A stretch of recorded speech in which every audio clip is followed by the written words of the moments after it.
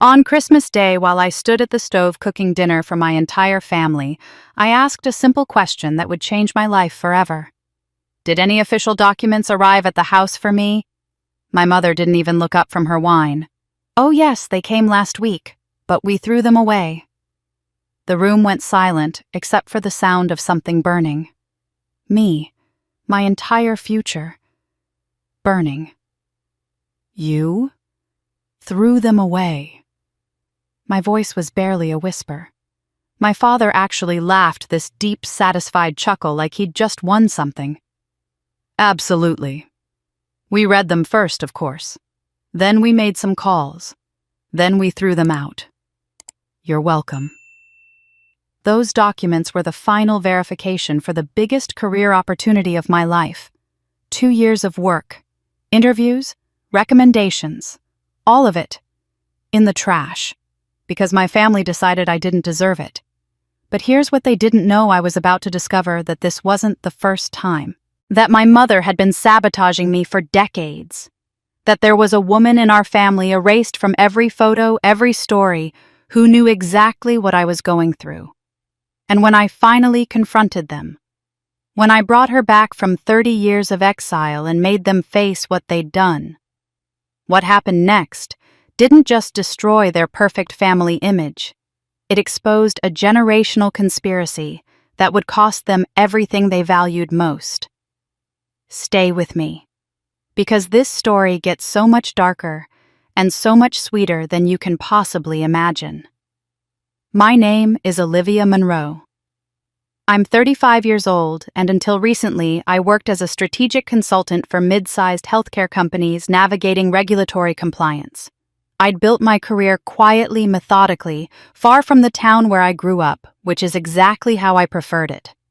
The drive back to my parents' house for Christmas took 4 hours, and with every mile I felt myself getting smaller. It's strange how a place can do that to you.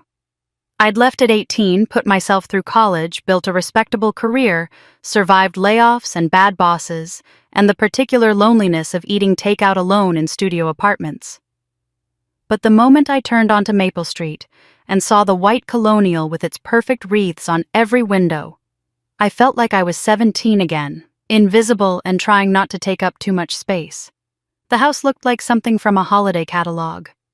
My mother had outdone herself this year, white lights wrapped around every column, a massive wreath on the front door adorned with burgundy ribbon. Even the mailbox had a little festive covering. Everything was perfect.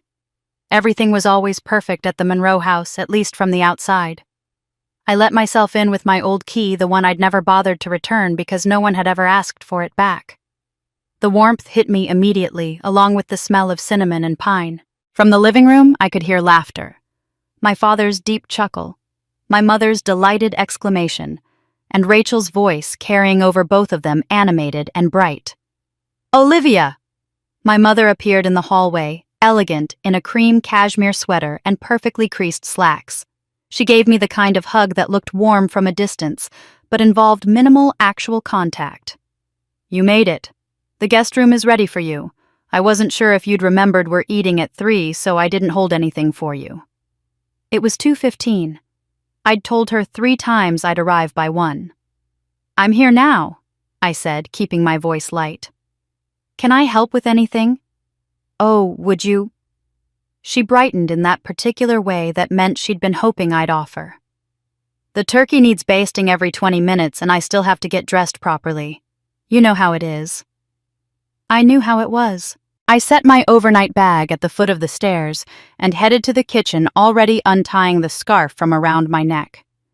Through the wide doorway I could see into the living room, where my father sat in his leather recliner, a scotch in hand, while Rachel perched on the ottoman beside him, showing him something on her phone. They were both laughing. The kitchen was a disaster of the controlled variety dishes everywhere, timers going off the turkey sitting in its roasting pan, looking dry around the edges. I washed my hands and got to work basting the bird, checking the potatoes, stirring the gravy that was beginning to stick to the bottom of the pan. Through it all, I could hear the conversation in the next room rising and falling like music I wasn't invited to join. And then get this, Dad, my supervisor, said it was the best presentation the regional team had seen in 2 years. Rachel's voice carried that particular triumph of someone whose accomplishments are always celebrated. "That's my girl." My father's pride was audible. "Tell me again what the promotion means exactly." I focused on the gravy whisking harder than necessary.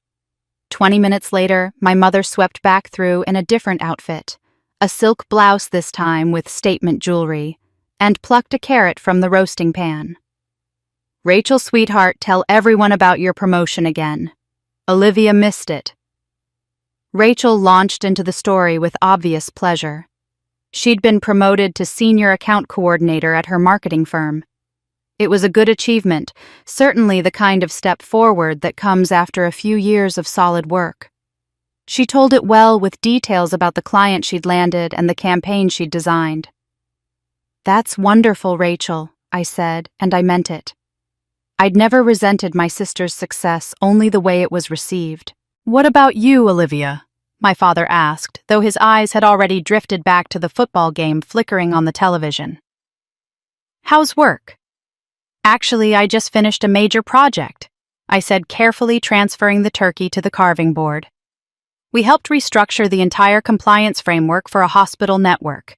It was 18 months of work, and we came in under budget and ahead of schedule." "That's nice, dear," my mother said, her attention already on the table settings. "Rachel helped me with the silverware." And just like that, the moment passed. My accomplishment, 18 months of 80-hour weeks, navigating hospital administrators and federal regulators' work that would improve patient care for thousands of people, was dismissed in 4 words, while Rachel's promotion received a standing ovation. This was the pattern. This had always been the pattern. I was the responsible one, the reliable one, the one who showed up and did what needed to be done without making a fuss. Rachel was the celebrated one, the one whose smallest achievements became family legends, whose setbacks were met with sympathy and support, while mine were met with, "I'm sure you'll figure it out." I told myself it didn't matter anymore. I'd built a life away from this, a life where my competence was recognized and valued. But standing in that kitchen carving a turkey no one had thanked me for cooking, I felt the old familiar ache of being unseen. As dinner progressed with the usual rhythm, Rachel's stories dominating conversation, my parents hanging on her every word, my own contributions politely acknowledged and quickly forgotten, my mind kept drifting to something else entirely, something I hadn't mentioned to anyone, not even my closest friends. 3 weeks ago, I'd received an email that could change everything. A position had opened up at one of the largest healthcare consulting firms in the country, a senior strategic role that would put me at the decision-making table for major policy implementations. I'd been through 4 rounds of interviews. The last one had gone exceptionally well. They'd requested final verification documents, references, certifications, background authorizations, and asked where to send them. I'd been between apartments, my lease ending before my new place was ready. So I'd made a decision. I was now second-guessing I'd given them my parents' address, this address, thinking the documents would be safe here for the week or 2 until I could collect them. It had seemed practical at the time. But now, sitting at this table watching the casual dismissal of everything, I achieved a cold feeling settled in my stomach. My parents hadn't mentioned any mail arriving, but then they wouldn't necessarily think it was important enough to mention. Would they? I took a deep breath, setting down my fork carefully. I told myself I was being paranoid, that I'd just asked to be sure that everything was probably fine. I had no idea I was about to ask the question that would blow my entire life apart. After dinner, we moved to the living room for coffee and dessert. My mother had made her famous apple pie, the one she always brought to church functions, and received endless compliments on. Rachel immediately claimed the largest slice, and no one blinked. When I cut myself a modest piece, my mother said, "Are you sure you want dessert, dear? You mentioned your pants felt snug earlier." I hadn't mentioned anything about my pants. I sat in the corner armchair, my usual spot, the one no one else ever wanted, because it didn't face the television properly, and let the conversation wash over me. Rachel was talking about her New Year's plans, a trip to Cancun with friends from work. My parents were fascinated by every detail, asking about the resort, the excursions, whether she'd packed enough sunscreen. It was in that moment, watching my mother lean forward with rapt attention, as Rachel described the swim-up bar, that I thought of my grandmother. She'd died when I was 23, and I hadn't thought about her much in recent years. But suddenly the memory arrived with startling clarity.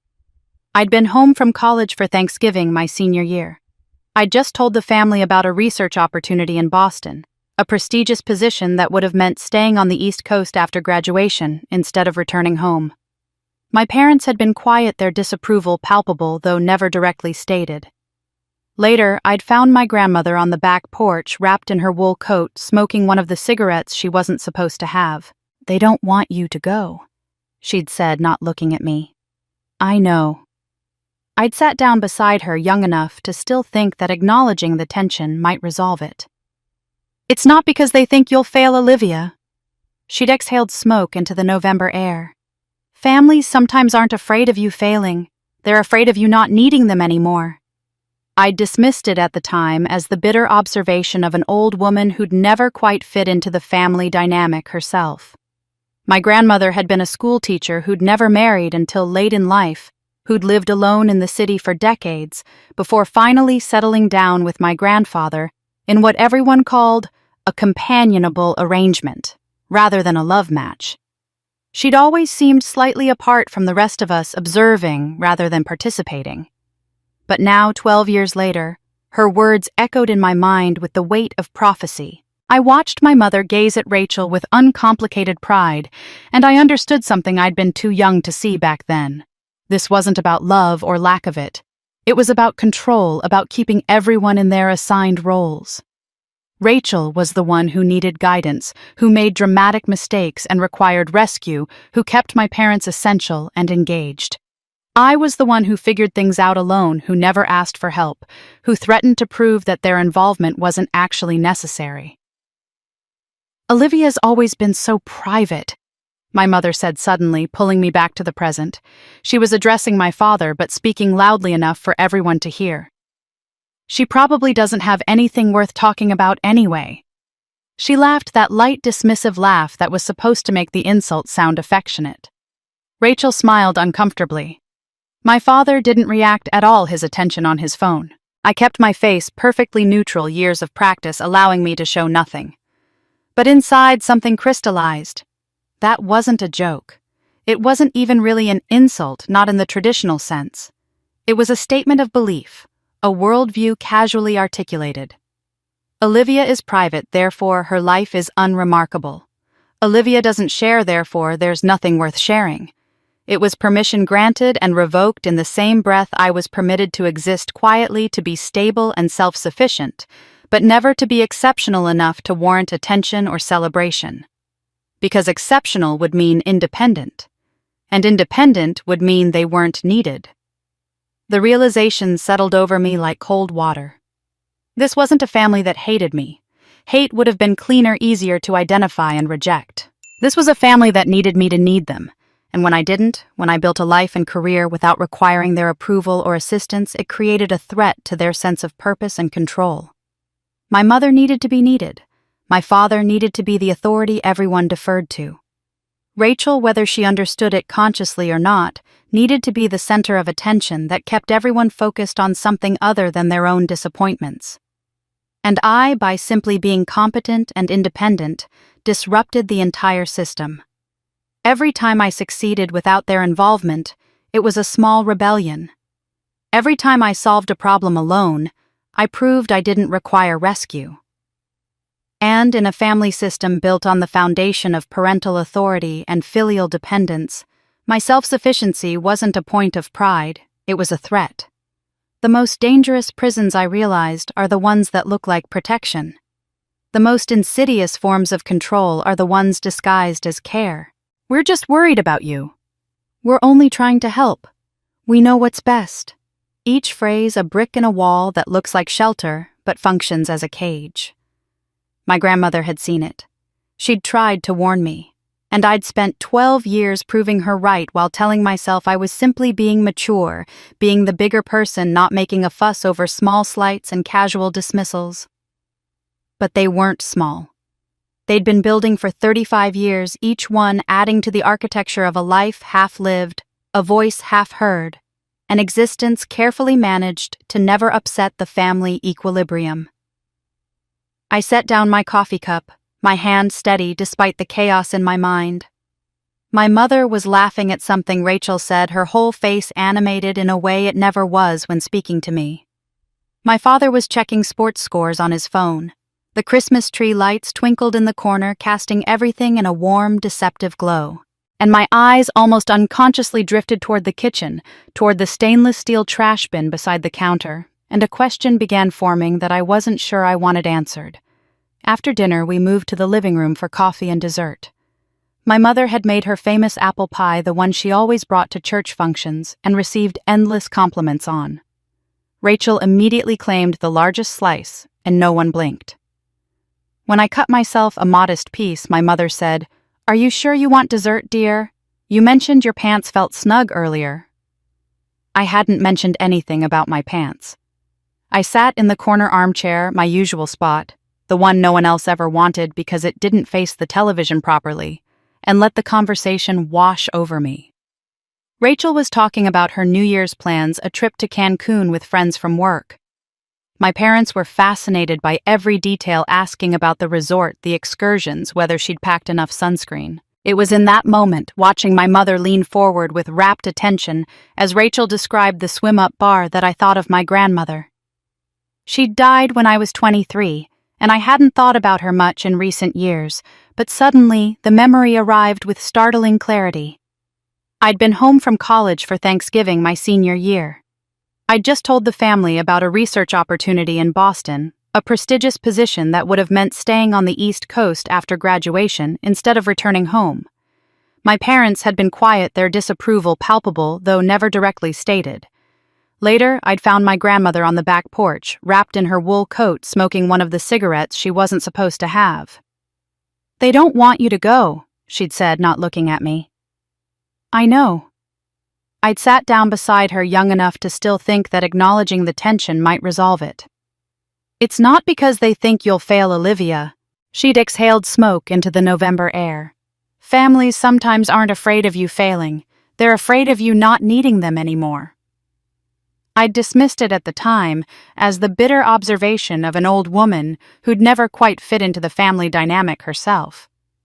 My grandmother had been a school teacher who'd never married until late in life, who'd lived alone in the city for decades before finally settling down with my grandfather in what everyone called a companionable arrangement, rather than a love match. She'd always seemed slightly apart from the rest of us, observing rather than participating. But now, 12 years later, her words echoed in my mind with the weight of prophecy. I watched my mother gaze at Rachel with uncomplicated pride, and I understood something I'd been too young to see back then. This wasn't about love or lack of it. It was about control, about keeping everyone in their assigned roles. Rachel was the one who needed guidance, who made dramatic mistakes and required rescue, who kept my parents essential and engaged. I was the one who figured things out alone, who never asked for help, who threatened to prove that their involvement wasn't actually necessary. "Olivia's always been so private," my mother said, suddenly pulling me back to the present. She was addressing my father, but speaking loudly enough for everyone to hear. "She probably doesn't have anything worth talking about anyway." She laughed, that light, dismissive laugh that was supposed to make the insult sound affectionate. Rachel smiled uncomfortably. My father didn't react at all, his attention on his phone. I kept my face perfectly neutral, years of practice allowing me to show nothing. But inside, something crystallized. That wasn't a joke. It wasn't even really an insult, not in the traditional sense. It was a statement of belief, a worldview casually articulated. Olivia is private, therefore her life is unremarkable. Olivia doesn't share, therefore there's nothing worth sharing.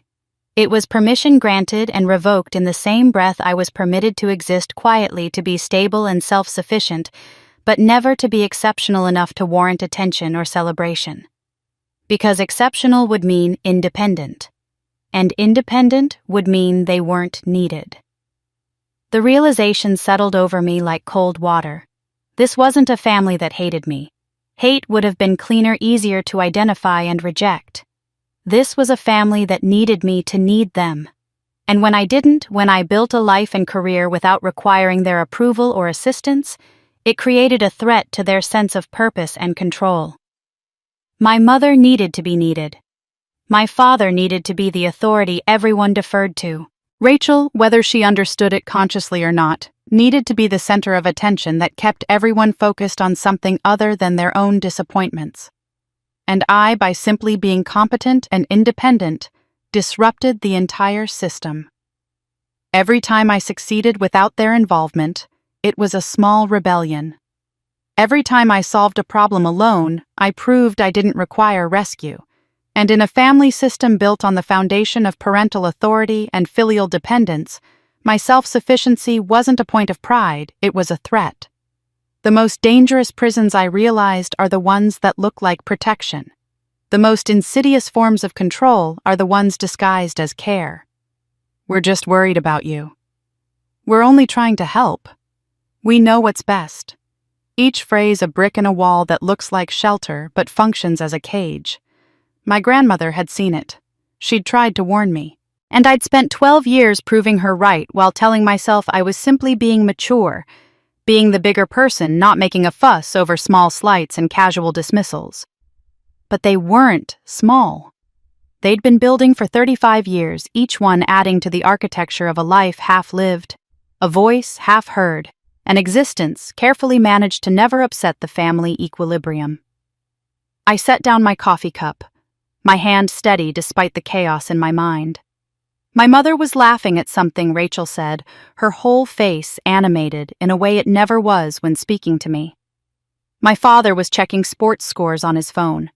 The Christmas tree lights twinkled in the corner, casting everything in a warm, deceptive glow. And my eyes almost unconsciously drifted toward the kitchen, toward the stainless steel trash bin beside the counter, and a question began forming that I wasn't sure I wanted answered. After dinner, we moved to the living room for coffee and dessert. My mother had made her famous apple pie, the one she always brought to church functions, and received endless compliments on. Rachel immediately claimed the largest slice, and no one blinked. When I cut myself a modest piece, my mother said, "Are you sure you want dessert, dear? You mentioned your pants felt snug earlier." I hadn't mentioned anything about my pants. I sat in the corner armchair, my usual spot, the one no one else ever wanted because it didn't face the television properly, and let the conversation wash over me. Rachel was talking about her New Year's plans, a trip to Cancun with friends from work. My parents were fascinated by every detail, asking about the resort, the excursions, whether she'd packed enough sunscreen. It was in that moment, watching my mother lean forward with rapt attention, as Rachel described the swim-up bar, that I thought of my grandmother. She'd died when I was 23, and I hadn't thought about her much in recent years, but suddenly the memory arrived with startling clarity. I'd been home from college for Thanksgiving my senior year. I'd just told the family about a research opportunity in Boston, a prestigious position that would have meant staying on the East Coast after graduation instead of returning home. My parents had been quiet, their disapproval palpable, though never directly stated. Later, I'd found my grandmother on the back porch, wrapped in her wool coat, smoking one of the cigarettes she wasn't supposed to have. "They don't want you to go," she'd said, not looking at me. "I know." I'd sat down beside her, young enough to still think that acknowledging the tension might resolve it. "It's not because they think you'll fail, Olivia." She'd exhaled smoke into the November air. "Families sometimes aren't afraid of you failing. They're afraid of you not needing them anymore." I'd dismissed it at the time as the bitter observation of an old woman who'd never quite fit into the family dynamic herself. My grandmother had been a schoolteacher who'd never married until late in life, who'd lived alone in the city for decades before finally settling down with my grandfather in what everyone called a companionable arrangement rather than a love match. She'd always seemed slightly apart from the rest of us, observing rather than participating. But now, 12 years later, her words echoed in my mind with the weight of prophecy. I watched my mother gaze at Rachel with uncomplicated pride, and I understood something I'd been too young to see back then. This wasn't about love or lack of it. It was about control, about keeping everyone in their assigned roles. Rachel was the one who needed guidance, who made dramatic mistakes and required rescue, who kept my parents essential and engaged. I was the one who figured things out alone, who never asked for help, who threatened to prove that their involvement wasn't actually necessary. "Olivia's always been so private," my mother said, suddenly pulling me back to the present. She was addressing my father, but speaking loudly enough for everyone to hear. "She probably doesn't have anything worth talking about anyway." She laughed, that light, dismissive laugh that was supposed to make the insult sound affectionate. Rachel smiled uncomfortably. My father didn't react at all, his attention on his phone. I kept my face perfectly neutral, years of practice allowing me to show nothing. But inside, something crystallized. That wasn't a joke. It wasn't even really an insult, not in the traditional sense. It was a statement of belief, a worldview casually articulated. Olivia is private, therefore her life is unremarkable. Olivia doesn't share, therefore there's nothing worth sharing.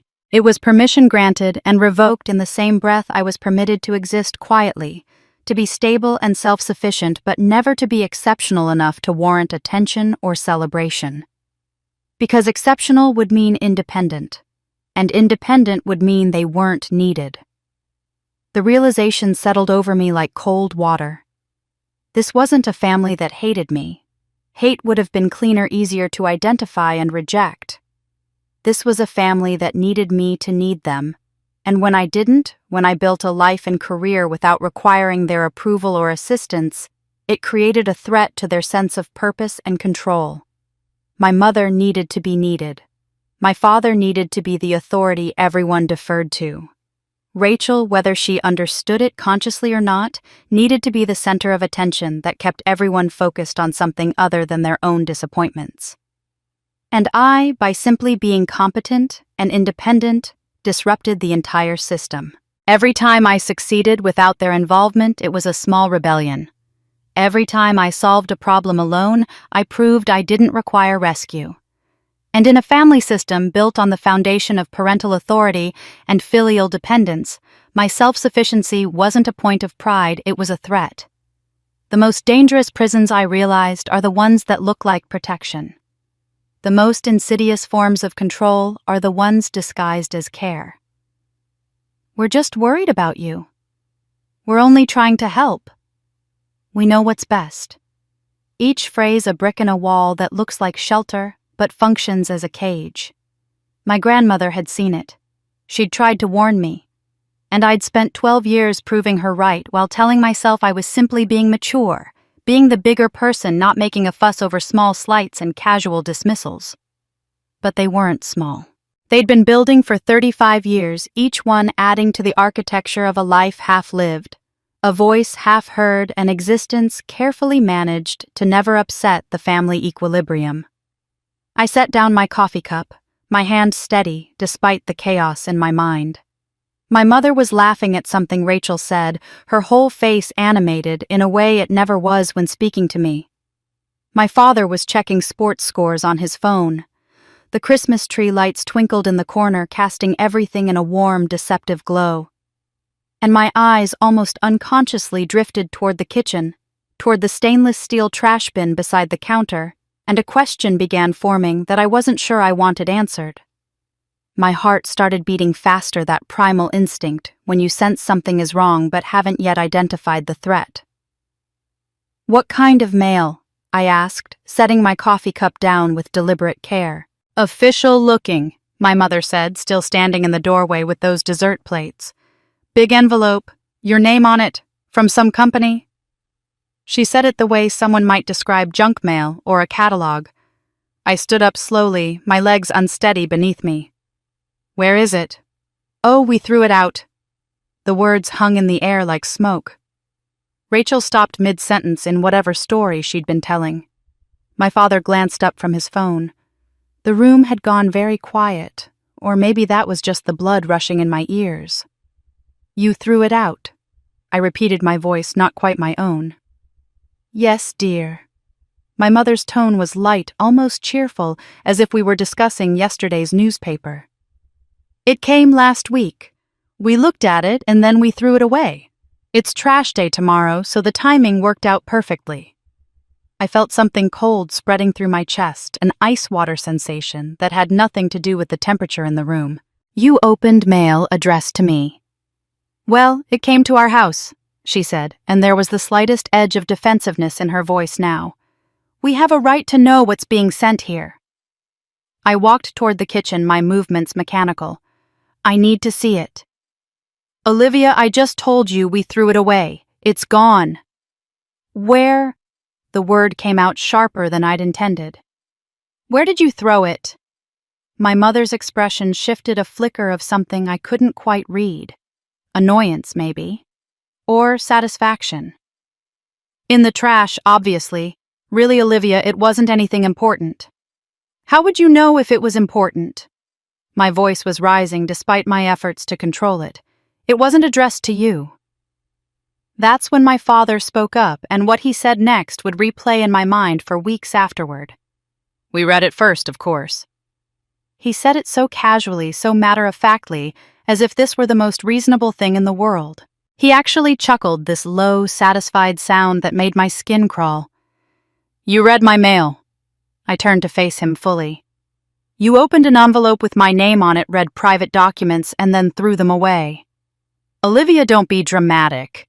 He set his phone down, giving me his full attention now, and I saw something in his expression that made everything click into place. Pride. He was proud of what he'd done. "That company had no business offering you a position that would take you even further away from family. We made some calls, asked some questions, and then we disposed of it. Frankly, you should be thanking us. That kind of job would have been completely inappropriate for someone in your situation." My situation? I could barely form words. "What situation is that exactly?" "A woman your age, unmarried, no real roots." He ticked off each point like items on a grocery list. "These big consulting firms, they'll use you up and spit you out. We were protecting you from making a mistake." The world seemed to tilt slightly. They hadn't just thrown away my mail.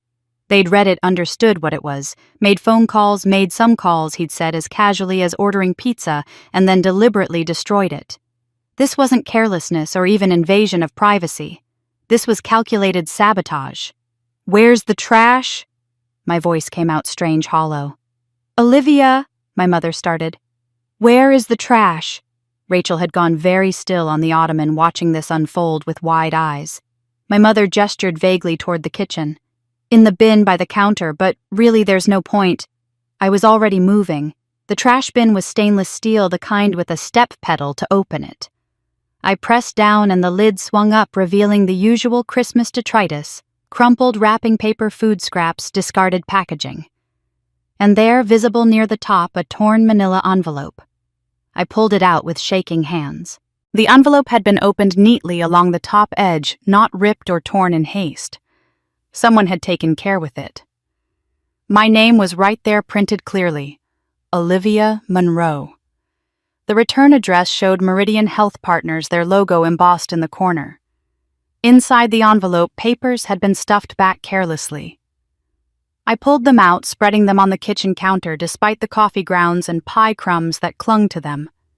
The verification forms I'd been expecting. Reference authorization documents. A formal letter from the Director of Strategic Operations welcoming me to the next phase of the evaluation process. But the pages were out of order. Corners were folded and creased where someone had held them reading.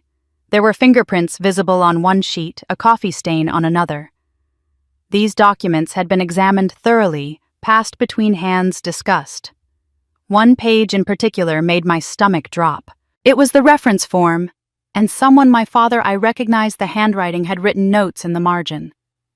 Too far from home. Inappropriate for her age. Check company stability. They hadn't just thrown this away on impulse. They'd spent time with it. They'd analyzed it, discussed it, made decisions about my life and my future while I was miles away, completely unaware. How long had the envelope sat in this house before they destroyed it? The postmark was dated 9 days ago. 9 days they'd had this information. 9 days they'd known about the opportunity that represented everything I'd been working toward. 9 days they'd spent deciding that I didn't deserve to even know it existed. "We were going to tell you eventually," my mother said from behind me. She'd followed me into the kitchen, was standing in the doorway with her arms crossed. "We just wanted to handle it first. You know how you get about these things, Olivia? You would have made it into something bigger than it was." I turned to look at her. This woman who'd given birth to me raised me and apparently felt entitled to control every aspect of my existence. "You made phone calls," I said slowly. "What calls?" My father appeared beside her, and that satisfied smile was still on his face. "Just to the company. To some of our connections who might know about their reputation. We asked around, did our due diligence, found out some concerning things about their turnover rate, their expectations of employees. It wouldn't have been a good fit." My hands were trembling as I clutched the stained, crumpled papers. How much, I wondered with growing horror, did they already know about my life? What else had they interfered with that I'd never discovered? I stood there in the kitchen holding the violated documents and felt myself splitting into two familiar versions of myself. One version knew exactly what I should do: swallow this, smooth it over, apologize for making a scene on Christmas, and leave tomorrow morning with dignity intact. Keep the peace. Be the bigger person. Don't ruin the holiday over something that was probably already ruined anyway. The other version wanted to scream. I'd been here before, standing at this exact crossroads, though never with stakes quite this high. Every time something went wrong in this family, every time I was dismissed or overlooked or casually damaged, I'd face the same calculation. Make a fuss and become the problem, or stay quiet and let it slide. And every single time I'd chosen silence, told myself it was maturity, convinced myself that rising above it was the noble path. But nobility, I was beginning to understand, was just another word for complicity. If I objected now, if I made this into the crisis it actually was, I knew exactly what would happen. I'd be the one who ruined Christmas. Not them for opening my mail and sabotaging my career. Me for having the audacity to be upset about it. My mother would cry. My father would become stern and disappointed. Rachel would roll her eyes and make comments about how I always had to make everything about me. Extended family would hear a version of events in which I'd overreacted to a simple misunderstanding, had been ungrateful and dramatic, had chosen pride over family. In our community, where my parents were respected members of the country club and the church board, where family unity was treated as a moral virtue, I would become the cautionary tale. The daughter who thought she was too good for her family. The one who valued career over relationships. The ungrateful child who repaid years of love and sacrifice with accusations and anger. The social consequences would be real and lasting. I'd be uninvited from gatherings, excluded from family events, mentioned in pitying whispers. "It's such a shame about the Monroe girl. Her poor mother tried so hard." The trap was perfect because it was self-enforcing. If I objected, I was selfish. If I accepted it, I was complicit in my own erasure. "Olivia, you're making this into a much bigger deal than it needs to be."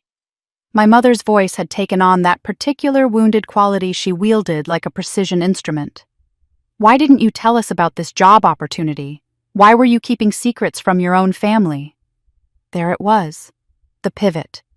Somehow impossibly, she was making this about my failure to include them. "We could have helped you think through whether it was the right move," she continued, her eyes glistening with what might have been real tears, or might have been performance art. She'd always been good at this. "But instead you shut us out completely. That hurts, Olivia. It really hurts that you don't trust us enough to be part of your life." My father moved to stand beside her, a unified front. "This is our house," he said, his voice taking on that authoritative tone he'd perfected over 40 years of running his own business. "Mail that comes to this address is our business. If you didn't want us involved, you shouldn't have used our address. That was your choice." I stared at him, this man who'd taught me to ride a bike and helped me with math homework, and who was now arguing that opening my private correspondence was justified because the mailbox belonged to him. "We have a right to know what's happening under our own roof," he continued. "You should have consulted with us before giving out this address for something so significant. It's a matter of respect." Rachel, who'd been silent through all of this, finally spoke up from her position near the doorway. I mean, it probably wasn't that important anyway. She shrugged, her tone dismissive. If it was really such a great opportunity, they would have called you directly, right? It was probably just preliminary stuff. Each of them was playing their practiced role perfectly. Mother as wounded victim, father as righteous authority, Rachel as voice of reason and perspective. Together they were constructing a narrative in which I was the unreasonable one, the problem, the person who needed to apologize and adjust my behavior. And I could feel the old familiar pull, the decades-old instinct to comply. To say I was sorry for causing tension. To agree that, yes, maybe I should have told them, maybe I had been too secretive, maybe this was all my fault somehow. But something had shifted in me, some fundamental understanding that my grandmother's words had unlocked. If I stayed silent now, if I let this pass the way I'd let everything else pass, I wouldn't just be losing these specific documents. I'd be establishing a permanent precedent. I'd be confirming that they had the right to intercept my life, evaluate my choices, and dispose of my opportunities whenever they deemed it necessary. Every future achievement, every new possibility, every door that might open for me would be subject to their approval. They would always retain veto power over my existence. This wasn't about a job anymore. It was about whether I owned my own future, or whether they did. The question wasn't whether I should react. The question was whether I had the strength to endure what came next. Because if I drew a line here, if I said no for the first time in 35 years, there would be consequences. Real ones. Painful ones. But if I didn't draw the line now, there would never be a line at all. I set the papers down carefully on the counter. Without a word, I walked to the sink and pulled on the yellow dishwashing gloves hanging from the faucet. My family watched in confused silence as I went to the trash bin, pulled out the full bag with steady hands, and headed toward the back door. "Olivia, what are you doing?" my mother asked. I didn't answer. I pulled the trash bag outside into the cold December night. The back porch light cast harsh shadows across the driveway. I could hear my family's voices through the window behind me, muffled discussion about what I was doing, whether someone should come check on me. I ignored them and focused on the task at hand. I untied the trash bag and spread it open carefully on the concrete, kneeling beside it in the cold. My breath came out in white clouds as I began methodically sorting through the contents. Coffee grounds and wrapping paper, food waste and torn envelopes, and there mixed throughout more pages from Meridian Health Partners. I pulled out my phone and turned on the flashlight, then began photographing everything. The envelope first, making sure the camera captured my name, clearly printed on the label the company's return address, the careful way it had been opened along the top edge. Then each page as I found it, documenting the coffee stains and fingerprints, the folded corners and margin notes in my father's handwriting. My hands were steady. That surprised me. I'd expected to be shaking with rage or crying with frustration, but instead, I felt eerily calm, methodical. This was a problem to be solved, and emotion wouldn't solve it. Evidence would. I took photos of the dates, the postmark showing when it had arrived, today's date on my phone's timestamp. I photographed my father's handwritten notes, those damning little comments that proved premeditation. Too far from home. Inappropriate for her age. Each one was a small confession of deliberate sabotage. When I'd documented everything, I carefully removed each page from the trash, wiping off what debris I could with paper towels I'd grabbed from the kitchen. Some of the documents were damaged beyond recovery, but others were surprisingly intact. The formal letter from the Director of Strategic Operations was coffee-stained but readable. The reference authorization forms had survived mostly unscathed. I found what I was looking for near the bottom of the bag, the main verification packet. It included detailed instructions for completing the background check process, along with contact information for the HR department. There was a direct phone number for Jennifer Khalil, Senior Talent Acquisition Specialist, and a reference number for my application file. The letter indicated this was the final verification stage. They'd already made their decision to move forward. This wasn't preliminary interest. This was the last step before an official offer. The timeline mentioned in the letter suggested they expected these documents back within 10 business days of receipt. I checked the postmark again. The envelope had arrived 9 days ago. That gave me 1 day, maybe 2 if I was lucky, before they moved on to other candidates. The opportunity wasn't dead. Not yet. But the window was closing fast. I went back inside through the kitchen door. My family had moved into the living room, their voices low and urgent. I walked past them without speaking, went upstairs to the guest room and closed the door. My laptop was in my overnight bag. I pulled it out, sat on the bed and opened my email. The original message from Meridian was still there, sent 3 weeks ago, professional and encouraging. I pulled up Jennifer Khalil's contact information and stared at the phone number.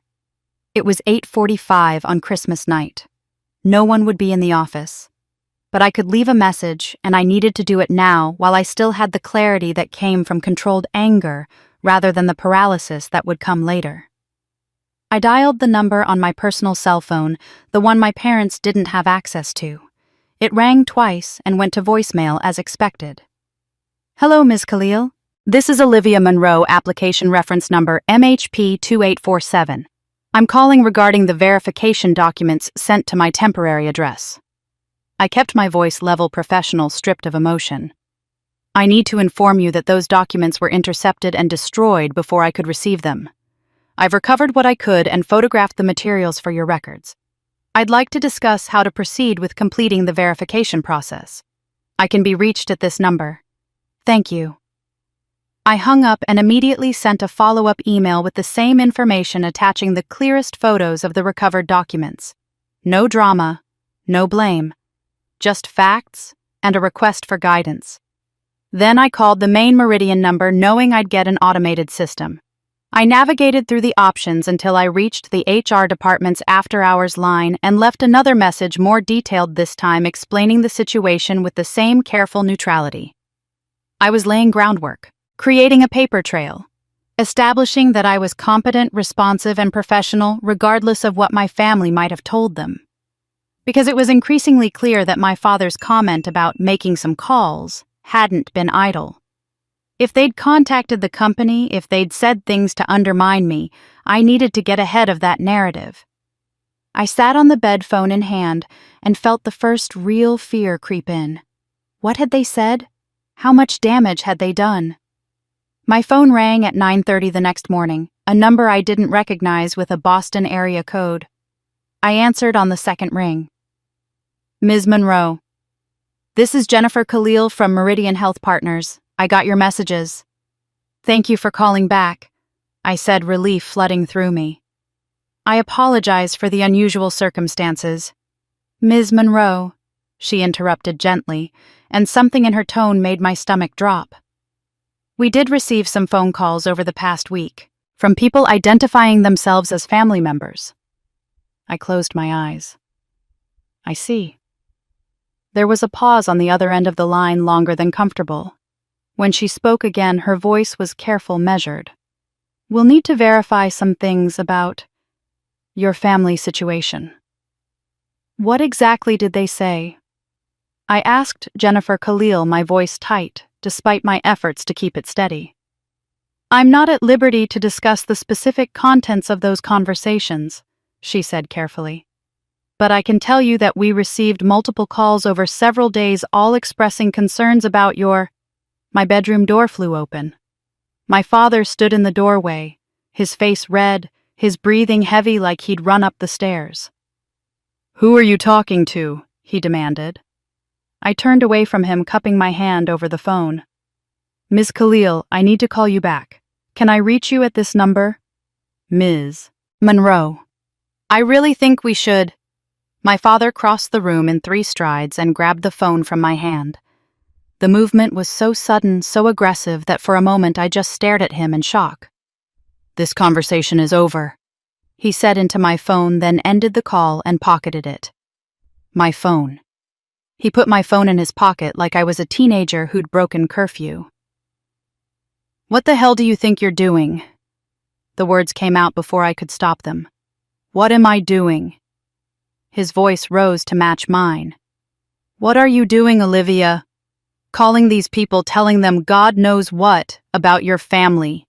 Family business stays inside this house. Do you understand me?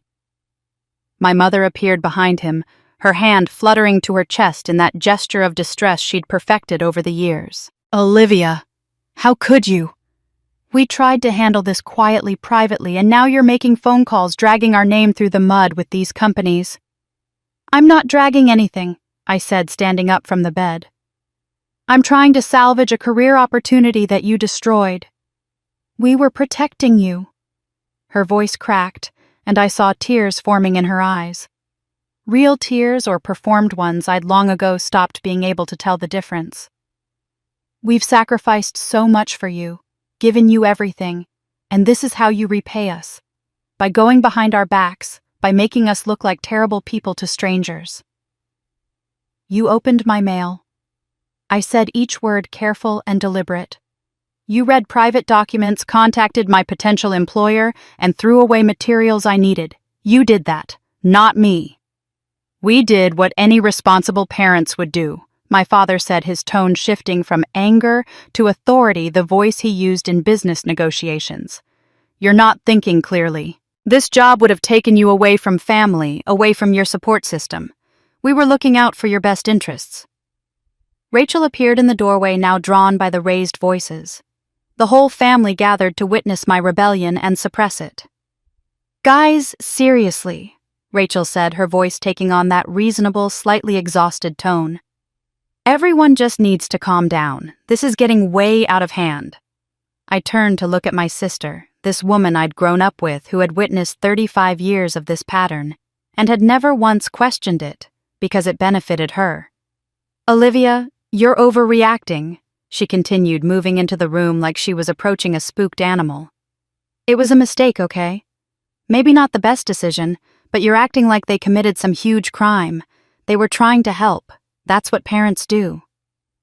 They destroyed my property, I said flatly. They interfered with my employment. Those aren't mistakes, Rachel. Those are choices. See, this is what I mean. Rachel gestured at me, looking at our parents for validation. You're being so dramatic about this. So they threw out some papers. Get new ones sent.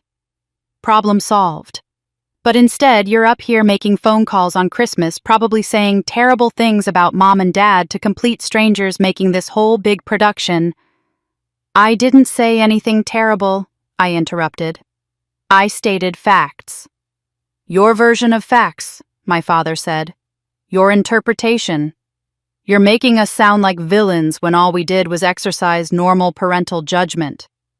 I looked at the three of them arranged in my doorway like a tribunal, each playing their assigned role with practiced precision.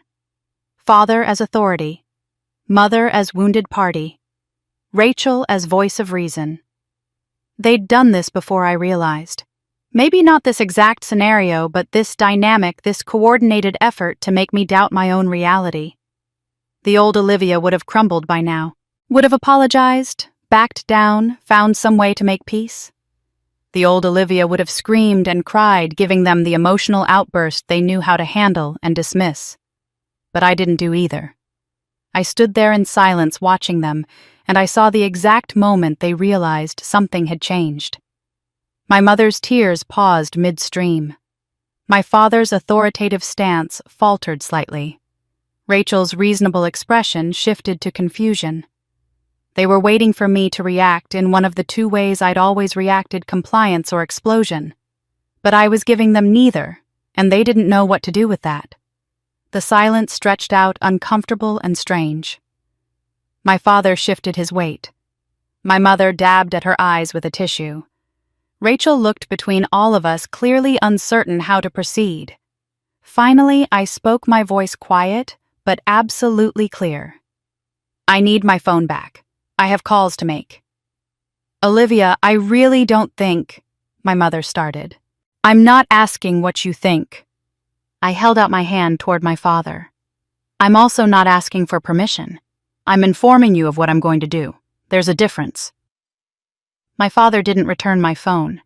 Instead, he looked at my mother, some unspoken communication passing between them, and they both left the room. Rachel lingered in the doorway for a moment, opened her mouth as if to say something, then followed them downstairs. I heard the murmur of their voices below, too quiet to make out words, but intense enough to carry tone. They were strategizing. I recognized that particular pitch of conversation.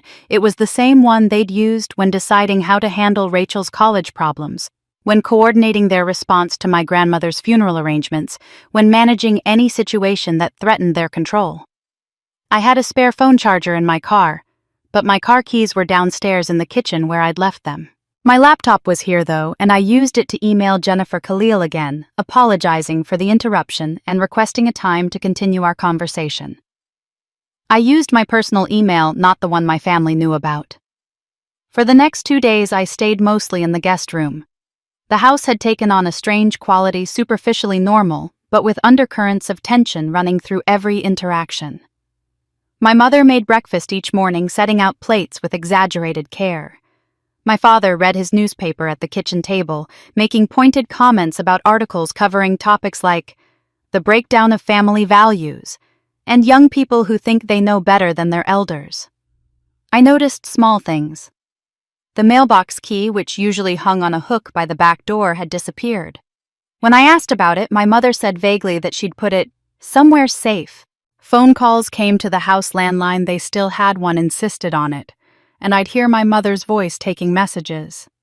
"She's resting right now," she'd say, or "she's not feeling quite herself. Can I take a message?" But it was Rachel who inadvertently showed me how far they were willing to go. She came into the guest room on the second evening, closing the door behind her with uncharacteristic care.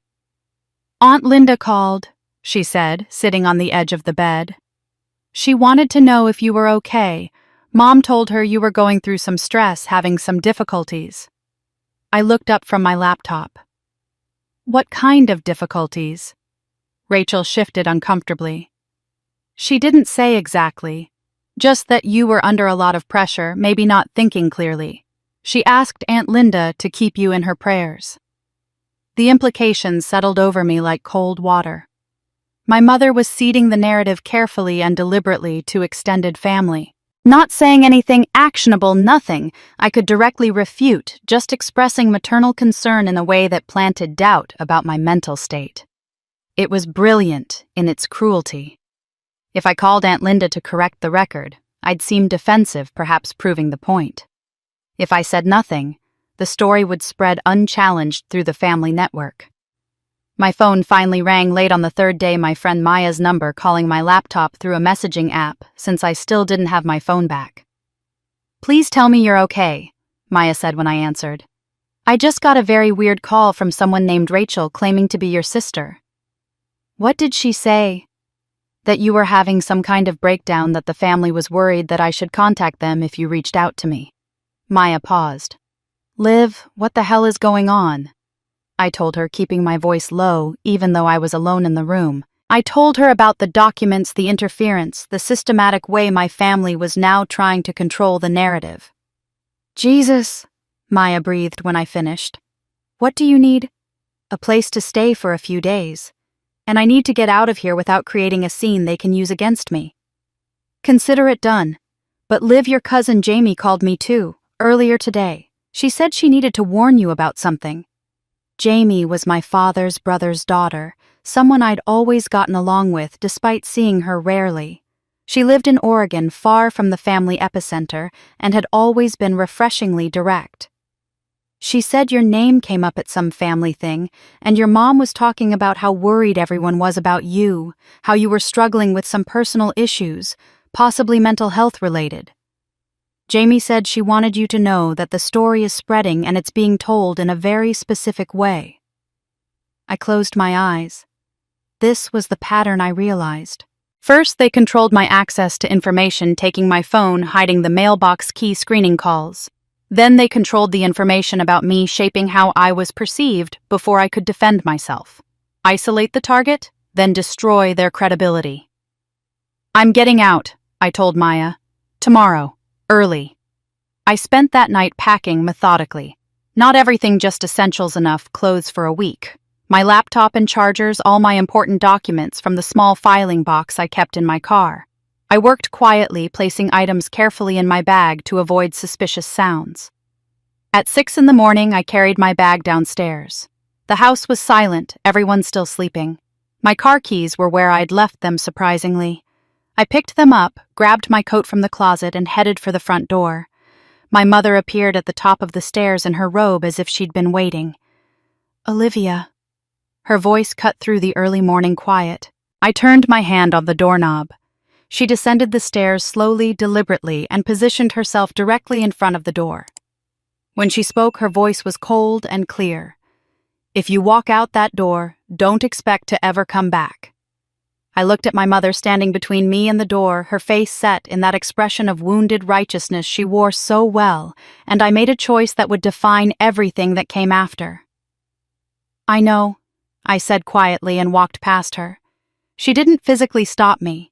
Whatever power she thought that ultimatum held, it wasn't enough to make her actually block my path.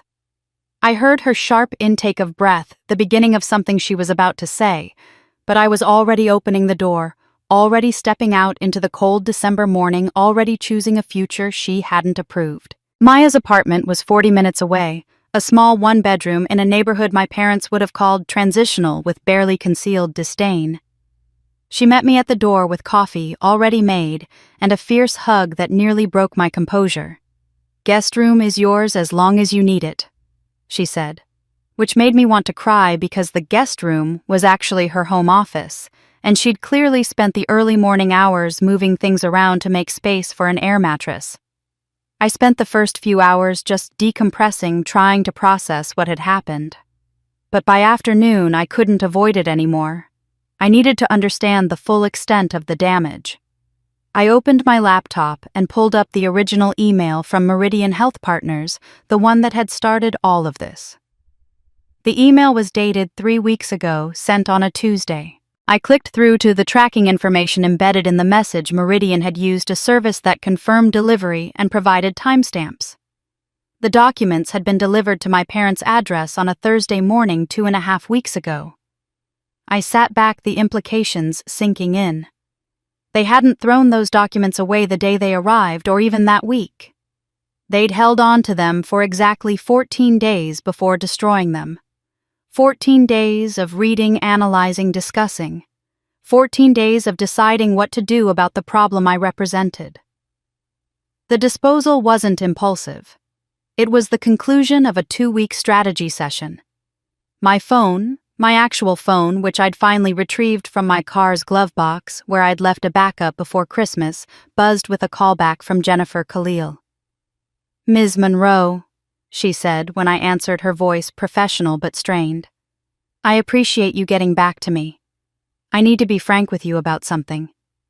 "Please do." "Over the past 2 weeks, we've received several phone calls regarding your application." She paused and I heard papers rustling. "The first was from a man identifying himself as your father. He expressed concerns about your mental health and suggested you were making impulsive decisions during a difficult personal time." My stomach turned over. "When was this?" 12 days ago, the day after your documents were delivered according to our records." Another pause. "Your mother called 3 days later. Similar message, but she focused more on family obligations you were neglecting, suggested you were distancing yourself from people who care about you. Then someone named Rachel called twice, once claiming to be your sister and once claiming to be a family friend who'd known you since childhood." 4 calls. 4 separate, coordinated attempts to undermine me. "But that's not all," Jennifer continued, her voice dropping. "We also received calls from a woman claiming to be a former neighbor who said you'd always been troubled, and a man who identified himself as your high school guidance counselor expressing surprise that you were being considered for a senior position given your history of instability." I felt cold all over. "I don't know who those people were." "I didn't think you did. The supposed guidance counselor couldn't name your high school when pressed." She exhaled slowly. "Ms. Monroe, this was coordinated. Each call built on the previous one, creating a narrative. It was sophisticated enough that our HR team initially took the concern seriously. Initially, The sheer volume of calls started to seem unusual, and then our background check turned up some anomalies. What kind of anomalies? Your professional references were impeccable, glowing actually. But when we did the standard online review, we found some concerning comments on industry forums and under your LinkedIn profile. Anonymous accounts posting things about your reliability, your stability, questioning your credentials. But here's what made us suspicious. Those comments were all posted within a very narrow time frame, all within the last 10 days, and they contained specific details that seemed designed to correlate with the phone calls we'd received. Someone in my family, or multiple someones, had created fake accounts to poison my professional reputation online. They'd thought of everything, covering multiple angles of attack. I Googled myself yesterday. I said, my voice barely above a whisper. I found some of those comments. I didn't recognize the usernames, but they knew things. Details about my background that aren't public information. That's what made us suspicious, Jennifer said. The level of detail suggested inside information, but the timing and coordination suggested a campaign rather than genuine concerns from your professional network.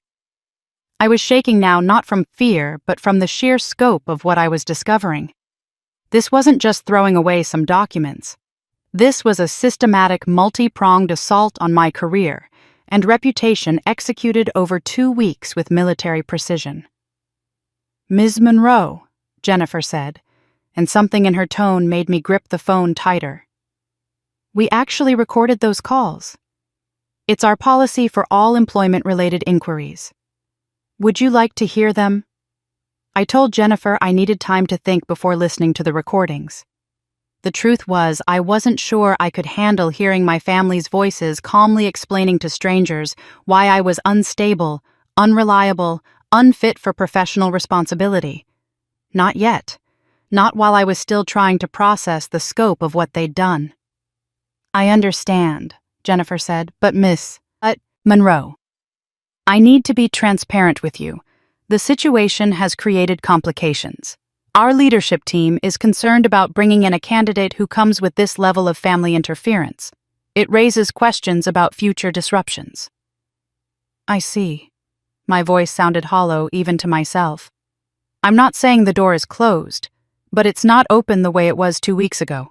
I wanted you to know that. After she hung up, I sat in Maya's small living room and stared at my laptop screen. The email from Meridian arrived 20 minutes later, formal and cold, where previous communications had been warm and encouraging. Dear Miss Monroe, we are writing to inform you that the recruitment process for the Senior Strategic Consultant position has been temporarily suspended, pending additional verification of information received during the background review process. We will contact you when we are ready to proceed. Thank you for your patience and understanding. The language was bureaucratic, designed to say everything and nothing simultaneously. What it really meant was clear: they were backing away. The enthusiastic "we think you'd be an excellent fit" had transformed into "we need to think about this." My family's campaign was working. I did something I'm not proud of. I searched my own name across multiple platforms, digging deeper than I had before.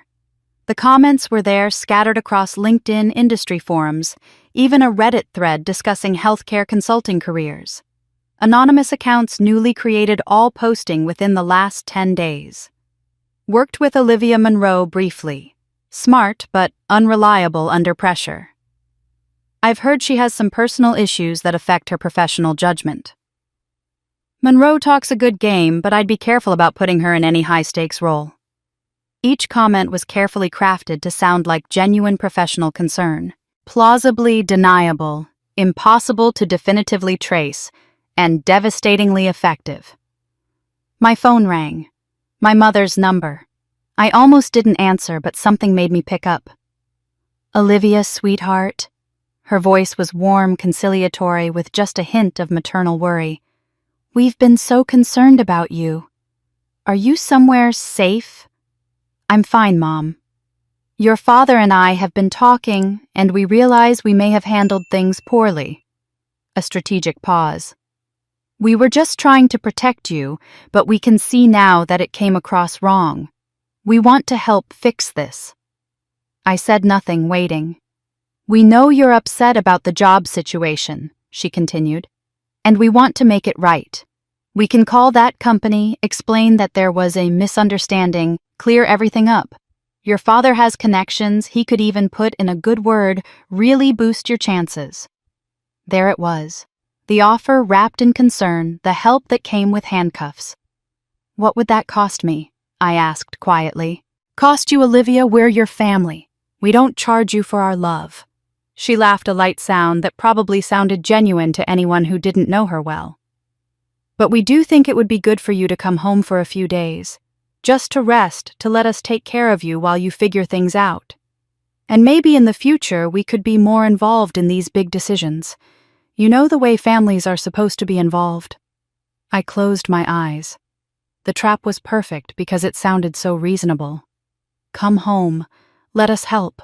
Let us be part of your life. Who could object to that without seeming ungrateful or paranoid? And if I don't want to come home... The warmth in her voice cooled by several degrees. "Well, then I suppose we can't really help with the company, can we? They already have concerns, Olivia. If your own family can't vouch for you, that's going to look very bad. But if we call them, explain that we were worried, but now we see you're stable and making good choices, being responsible and involving your family appropriately." She let the implication hang. My career was the hostage. My autonomy was the ransom. "I need to think about it," I said. "Don't think too long, sweetheart. These opportunities don't wait forever." After she hung up, I sat in the growing darkness of Maya's apartment and stared at my phone. The email from Meridian was still open on my laptop, that cold corporate language staring back at me. "Temporarily suspended." The professional euphemism for, "We're reconsidering whether you're worth the trouble." I thought about my mother's offer. How easy it would be to accept it, to let them make their phone calls, to go home and apologize and promise to be a good daughter who consulted her family on all major decisions. They'd probably even be genuine in their help, at least initially. And the job, I could still get the job. Everything I'd worked for could still happen. All I had to do was give them permanent veto power over my life. I thought about the recordings Jennifer had mentioned. My family's voices professionally explaining my inadequacies to strangers. The coordination, the premeditation, the sheer calculated cruelty of systematically destroying my reputation while acting like concerned relatives. And I thought about the alternative. Standing my ground, telling the truth, and potentially losing everything anyway, because who wants to hire someone who comes with family drama? Maya came home from work to find me sitting in the dark laptop glowing in front of me, phone in my hand. "Liv," she said carefully, "you okay?" I looked up at her, this friend who'd opened her home without hesitation, who'd believed me without question. "I don't know," I said honestly. "Was telling the truth a mistake?" Maya answered my question with typical directness. "No, telling the truth is never a mistake. Living with the consequences might suck, but the truth itself isn't the problem." I wanted to believe her. I spent the next 2 days in a fog of anxiety, checking my email obsessively, jumping every time my phone rang. Meridian didn't contact me. My family called 3 more times. I didn't answer. On the 3rd morning, I received an unexpected email from an address I didn't recognize. The subject line read simply, "Your grandmother's friend." "Dear Olivia, my name is Eleanor Hartwick. I was a close friend of your grandmother Ruth for over 40 years. I've heard through some mutual acquaintances that you're going through a difficult time with your family. I knew your grandmother well enough to know she would want someone to reach out to you. If you'd like to talk, I'd be happy to meet for coffee. No pressure, no agenda. Just someone who knew Ruth and knows a bit about your family history. Eleanor." I stared at the email for a long time. Eleanor Hartwick. The name was vaguely familiar, something from childhood maybe mentioned in passing. I had a fuzzy memory of an elegant older woman at my grandmother's funeral, someone who'd stood apart from the main family grouping. I wrote back agreeing to meet, and 2 days later I found myself at a small cafe in a part of town I didn't know well. Eleanor was already there sitting at a corner table with 2 cups of tea already ordered. She was in her mid-70s, I guessed, with silver hair cut in a sleek bob and sharp blue eyes that missed nothing. "Olivia." She stood to greet me, and her handshake was firm and warm. "Thank you for coming. I wasn't sure you would." We sat down, and for the first few minutes we engaged in the careful small talk of strangers feeling each other out. She asked about my drive. I asked about her neighborhood. But gradually the conversation shifted.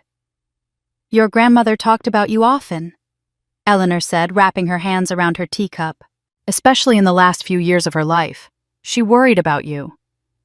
She never said anything to me. Ruth was careful about what she said directly. She'd learned the hard way that speaking too openly in your family came with consequences. Eleanor studied me over the rim of her cup. "I heard about what happened with your parents and the job opportunity. I'm sorry, but I can't say I'm surprised." Something in the way she said it made me set down my tea. "You're not surprised?" "No." She was quiet for a moment, choosing her words carefully. "Olivia, what do you know about your mother's family? Her childhood?" "Not much. She doesn't talk about it."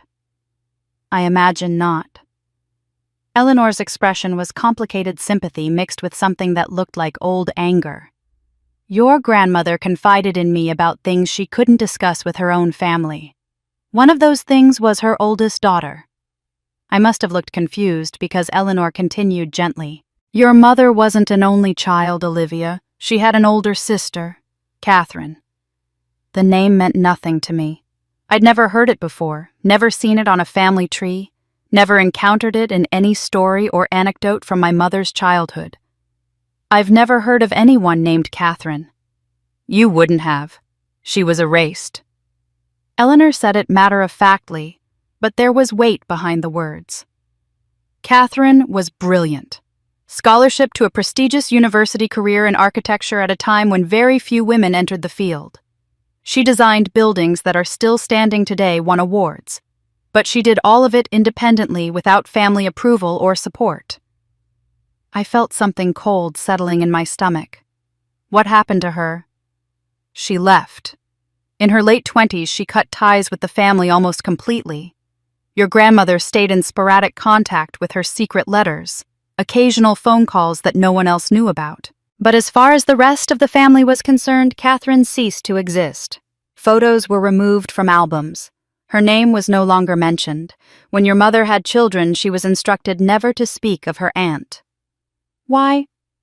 "Because Catherine proved something the family couldn't tolerate, that you could leave and survive, thrive even." Eleanor leaned forward slightly. "Your mother was the younger sister. She was 18 when Catherine left, and from what Ruth told me, your mother idolized Catherine. But she was also being groomed for a very different life. Marriage, family, staying close to home.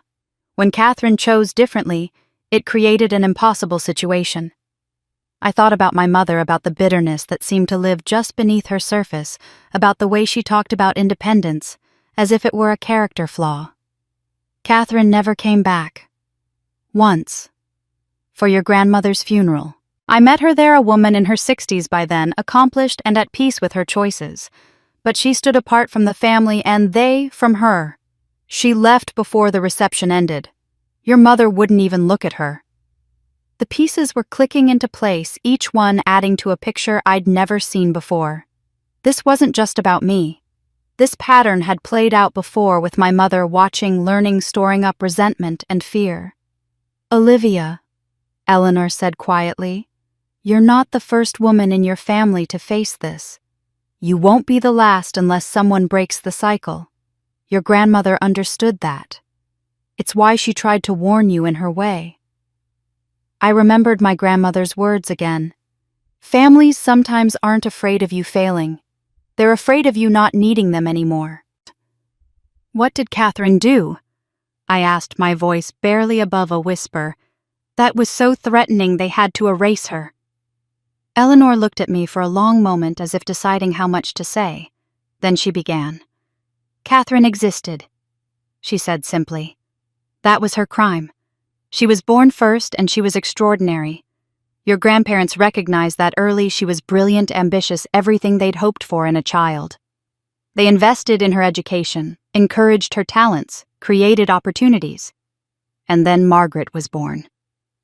Eleanor paused to sip her tea, gathering the threads of a story that had clearly pained my grandmother to tell. Margaret was also bright, also capable. But by the time she came along, the family's resources and attention were already committed to Catherine's trajectory.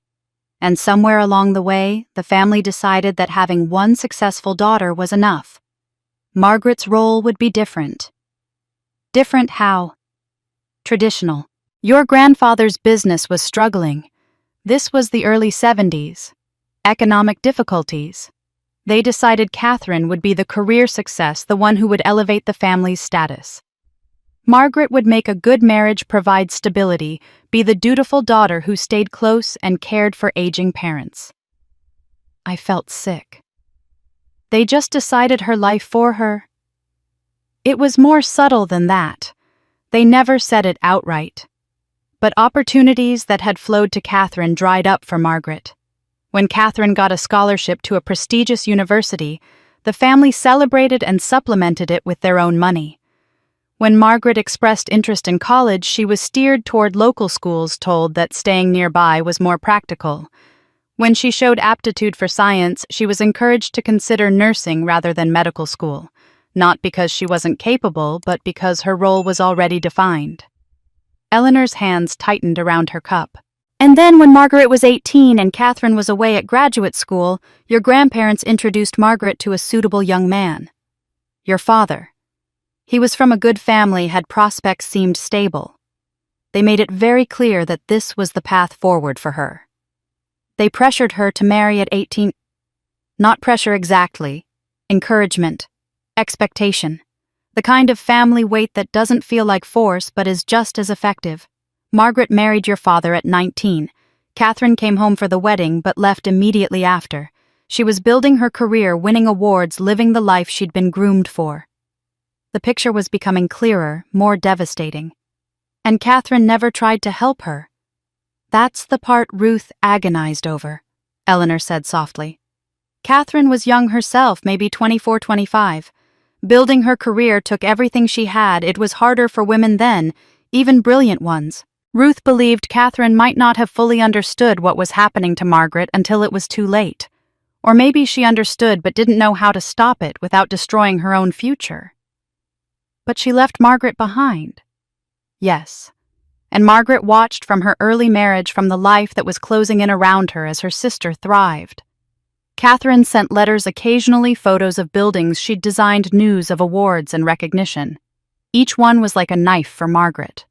Not because Catherine was cruel, she wasn't, but because each success was a reminder of everything Margaret had lost. I thought of my mother, the edge of bitterness in her voice, when she talked about independent women, the way she undermined every achievement of mine that suggested self-sufficiency. Margaret never forgave her, I said. More than that. She came to believe that Catherine's independence had been selfish, that choosing her own path had been a betrayal of family. And over the years, as Margaret's own resentments grew, a marriage that was functional but not fulfilling, talents that withered from disuse, a life lived for others rather than herself, she reconstructed the narrative. Catherine became the villain in her own story, the selfish sister who abandoned her family for personal glory. And when she looks at me, she sees Catherine. Eleanor finished the thought I couldn't quite articulate. Your independence, your quiet competence, the way you've built a life without needing constant family involvement, it's everything she watched her sister do. Except this time she has power. This time she can prevent the abandonment before it happens. The cruelty of it took my breath away. My mother wasn't trying to hurt me out of malice. She was trying to rewrite her own history to prevent me from becoming the sister who left her behind. Every time she sabotaged my success, every time she diminished my achievements, she was fighting a ghost. Does she even see me? I asked. Or just Catherine? I think she stopped being able to tell the difference a long time ago. Eleanor reached across the table and squeezed my hand. Your grandmother knew this pattern. She watched it destroy the relationship between her daughters. She tried in small ways to break it before it reached you, but she died before she could do more than plant seeds. I sat back, the full weight of understanding settling over me. This explained everything: the favoritism toward Rachel, who posed no threat because she was dependent and needy. The systematic undermining of anything that suggested I might not need them. The coordinated campaign to destroy this job opportunity. It wasn't about the job at all. It was about preventing me from proving I could leave and survive. My mother was fighting a war that started 40 years ago, and I was collateral damage in a battle that had never been about me. If I continue forward, I said slowly, if I pursue this career, build my independence, they won't let go easily, Eleanor confirmed.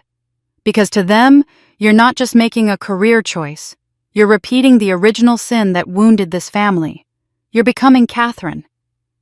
I felt chilled despite the warm cafe. This wasn't about her at all. I left the cafe in a daze, Eleanor's words echoing in my mind.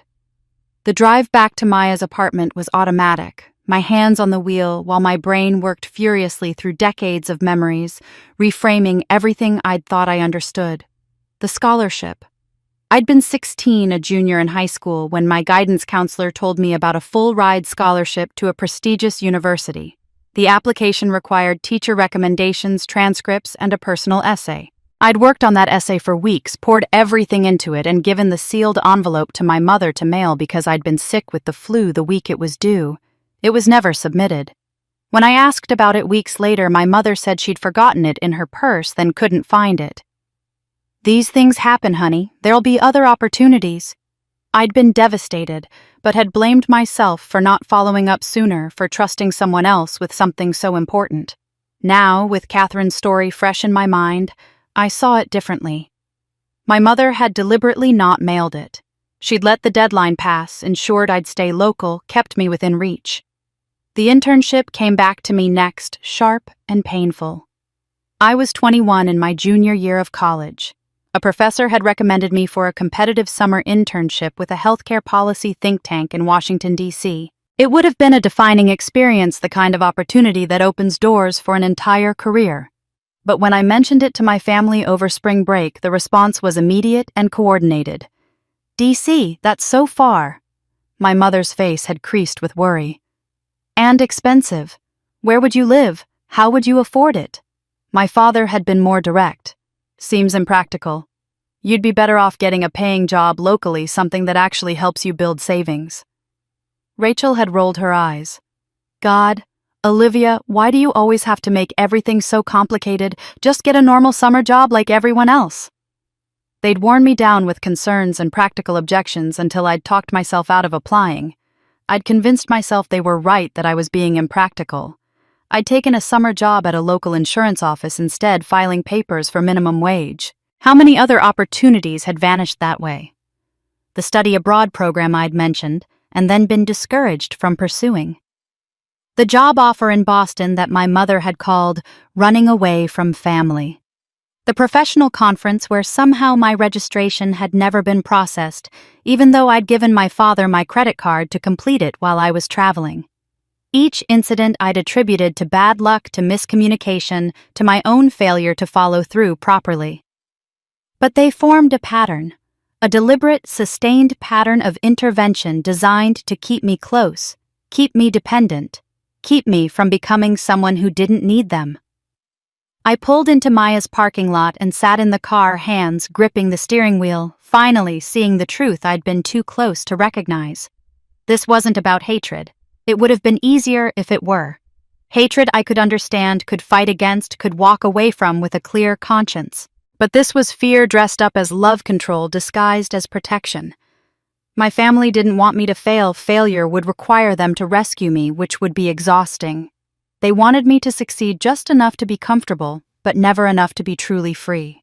Their ideal version of me was perpetually needing guidance. Achieving, yes, but always with an asterisk that required their approval, their input, their involvement to validate it. A Olivia who earned a decent living but still called home before making decisions. Who had accomplishments but presented them humbly, never threatening their role as the authorities in my life. The moment I succeeded without them, the moment I proved I could build something entirely my own, I became Catherine, the abandoner, the selfish one who chose herself over family. And that made me more dangerous than any enemy because I threatened the foundational narrative of their lives. My mother had spent 40 years telling herself that Catherine was wrong to leave, that independence was selfishness, that family obligation should supersede personal ambition. If I succeeded on my own terms and thrived, I'd prove that narrative false. I'd prove her choices, the early marriage, the abandoned dreams, the unlived life had been unnecessary sacrifices. She couldn't allow that. Not consciously, maybe not even deliberately, but the psychological architecture was there, refined over decades. And my father had bought into it completely, had built his own authority on being the patriarch whose judgment was final, whose approval was necessary. They would fight me with every tool they had. Not because they were evil, but because to them this was existential. If I left and flourished, the story they'd told themselves about their lives would collapse.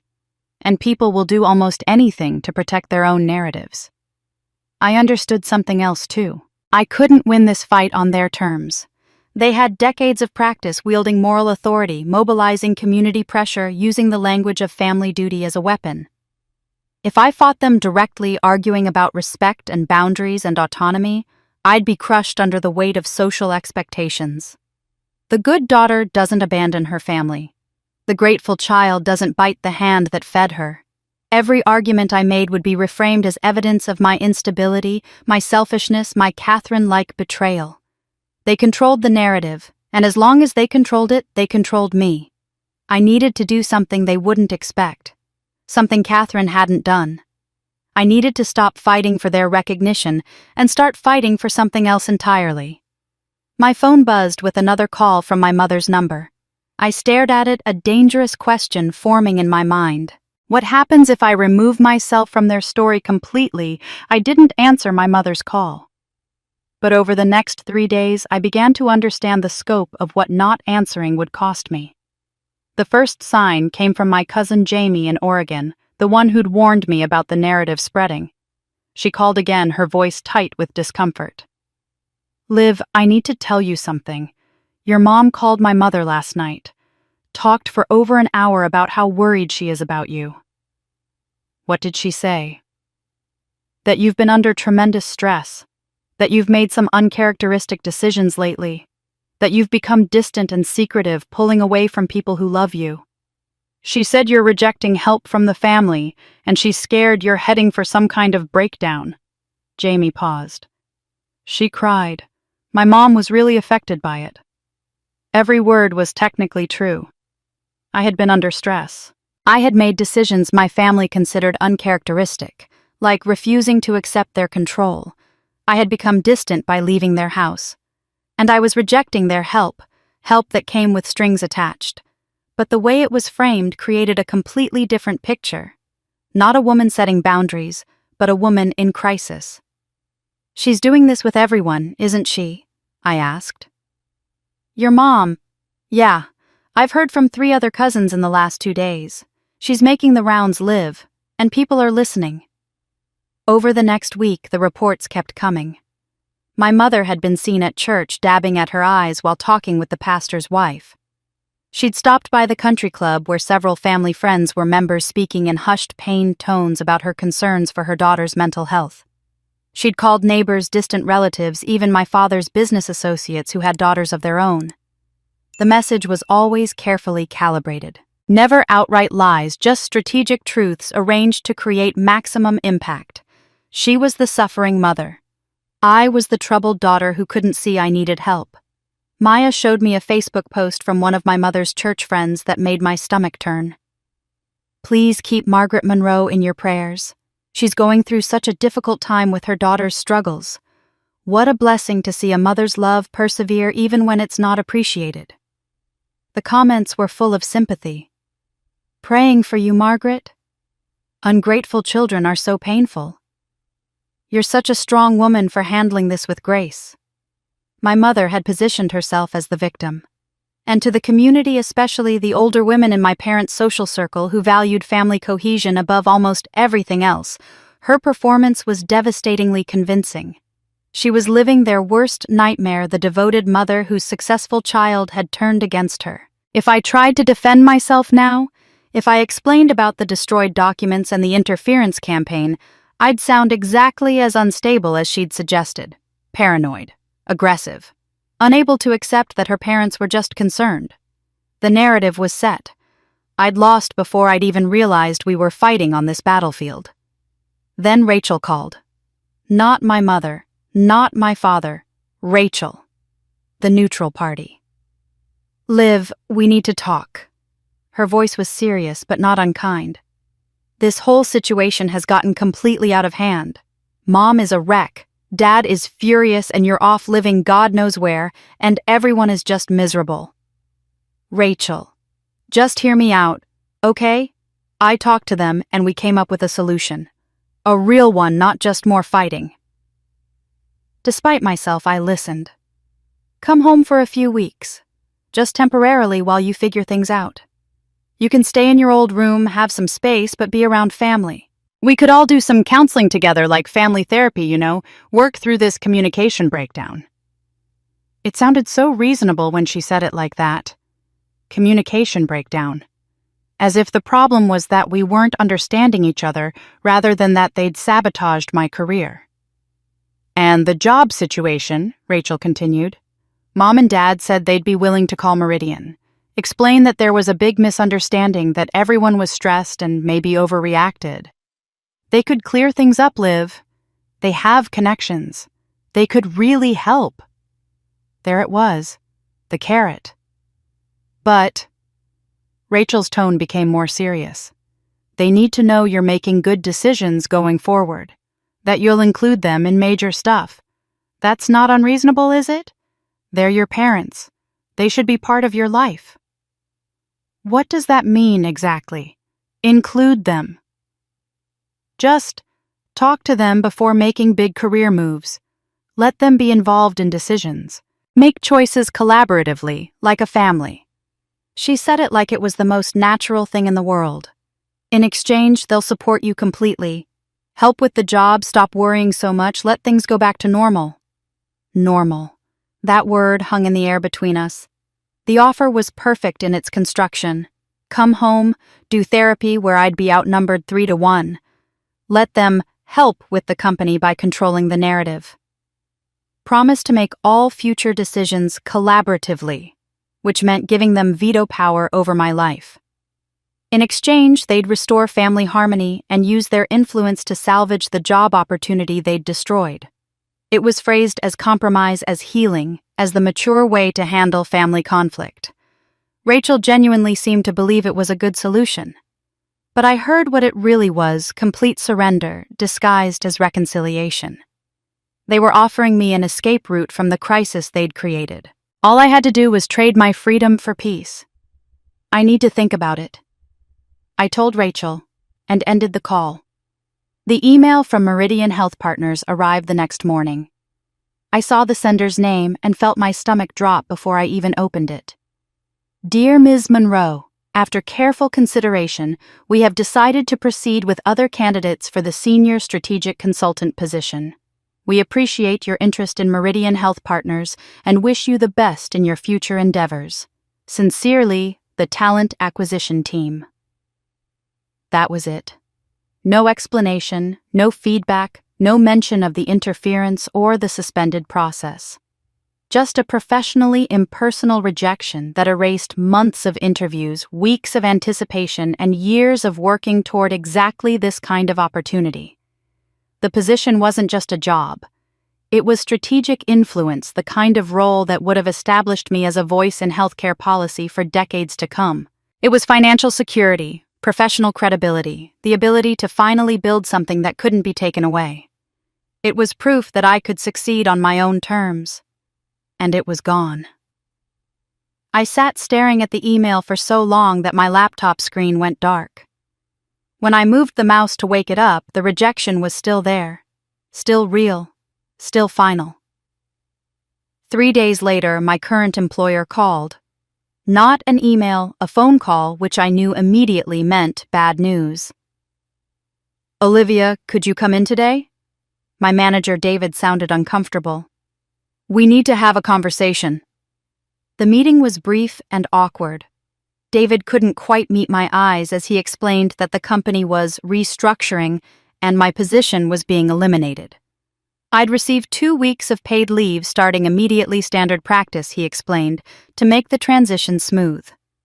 There was a severance package, modest but fair for someone with my tenure. "This isn't about your performance," he said, which was exactly what people said when it absolutely was about your performance, or at least about perceptions of you as a liability.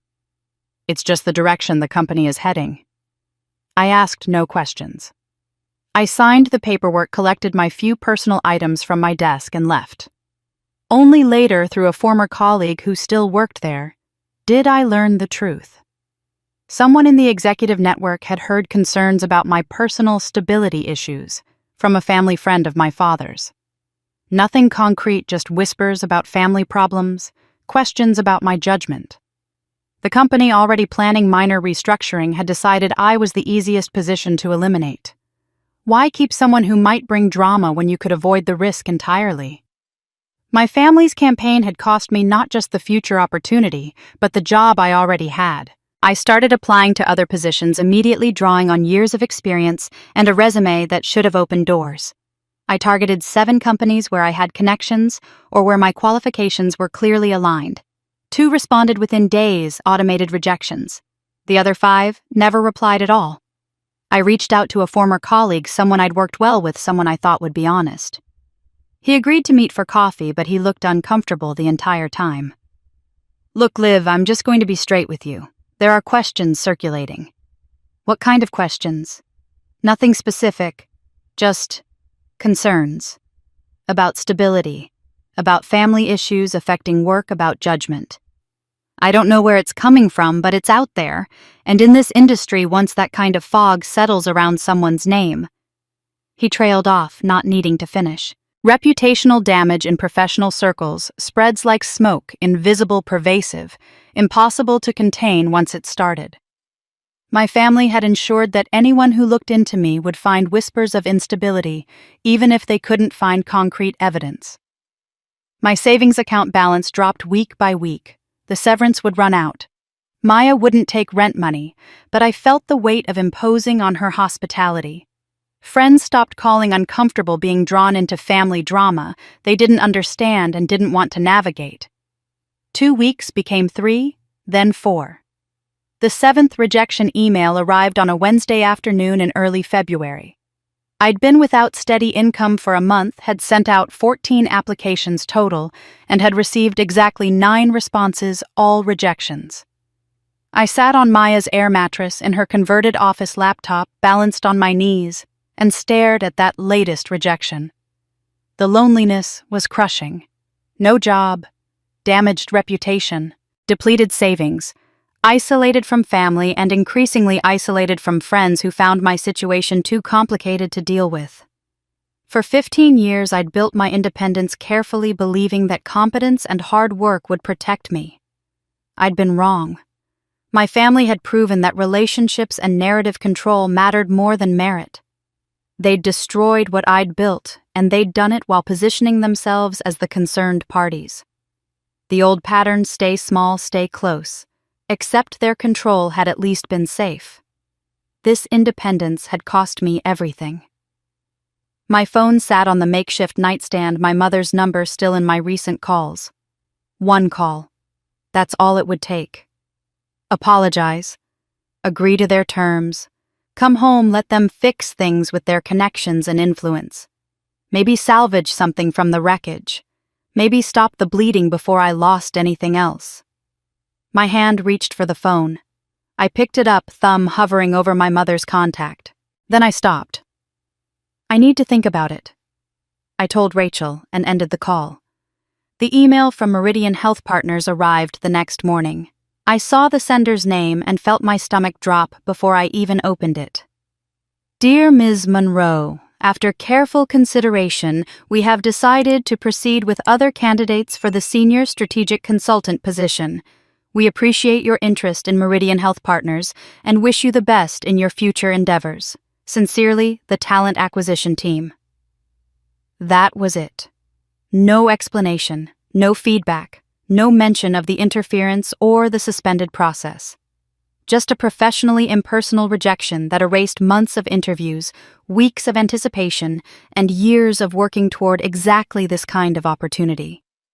The position wasn't just a job, it was strategic influence, the kind of role that would have established me as a voice in healthcare policy for decades to come. It was financial security, professional credibility, the ability to finally build something that couldn't be taken away.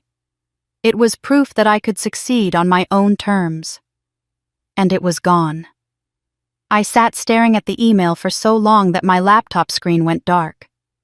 When I moved the mouse to wake it up, the rejection was still there, still real, still final. 3 days later, my current employer called. Not an email, a phone call, which I knew immediately meant bad news. "Olivia, could you come in today?" My manager, David, sounded uncomfortable. "We need to have a conversation." The meeting was brief and awkward. David couldn't quite meet my eyes as he explained that the company was restructuring and my position was being eliminated. I'd received 2 weeks of paid leave starting immediately, standard practice, he explained, to make the transition smooth. There was a severance package modest but fair for someone with my tenure. "This isn't about your performance," he said, which was exactly what people said when it absolutely was about your performance. Or at least about perceptions of you as a liability. "It's just the direction the company is heading." I asked no questions. I signed the paperwork, collected my few personal items from my desk, and left. Only later, through a former colleague who still worked there, did I learn the truth. Someone in the executive network had heard concerns about my personal stability issues from a family friend of my father's. Nothing concrete, just whispers about family problems, questions about my judgment. The company, already planning minor restructuring, had decided I was the easiest position to eliminate. Why keep someone who might bring drama when you could avoid the risk entirely? My family's campaign had cost me not just the future opportunity, but the job I already had. I started applying to other positions immediately, drawing on years of experience and a resume that should have opened doors.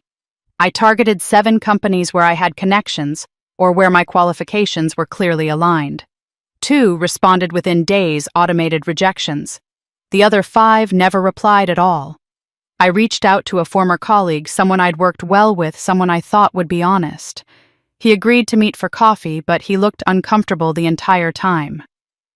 "Look, Liv, I'm just going to be straight with you. There are questions circulating." "What kind of questions?" "Nothing specific, just concerns. About stability, about family issues affecting work, about judgment. I don't know where it's coming from, but it's out there. And in this industry, once that kind of fog settles around someone's name..." He trailed off, not needing to finish. Reputational damage in professional circles spreads like smoke, invisible, pervasive, impossible to contain once it started. My family had ensured that anyone who looked into me would find whispers of instability, even if they couldn't find concrete evidence. My savings account balance dropped week by week. The severance would run out. Maya wouldn't take rent money, but I felt the weight of imposing on her hospitality.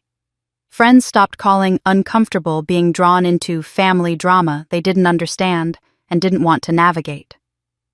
2 weeks became 3, then 4.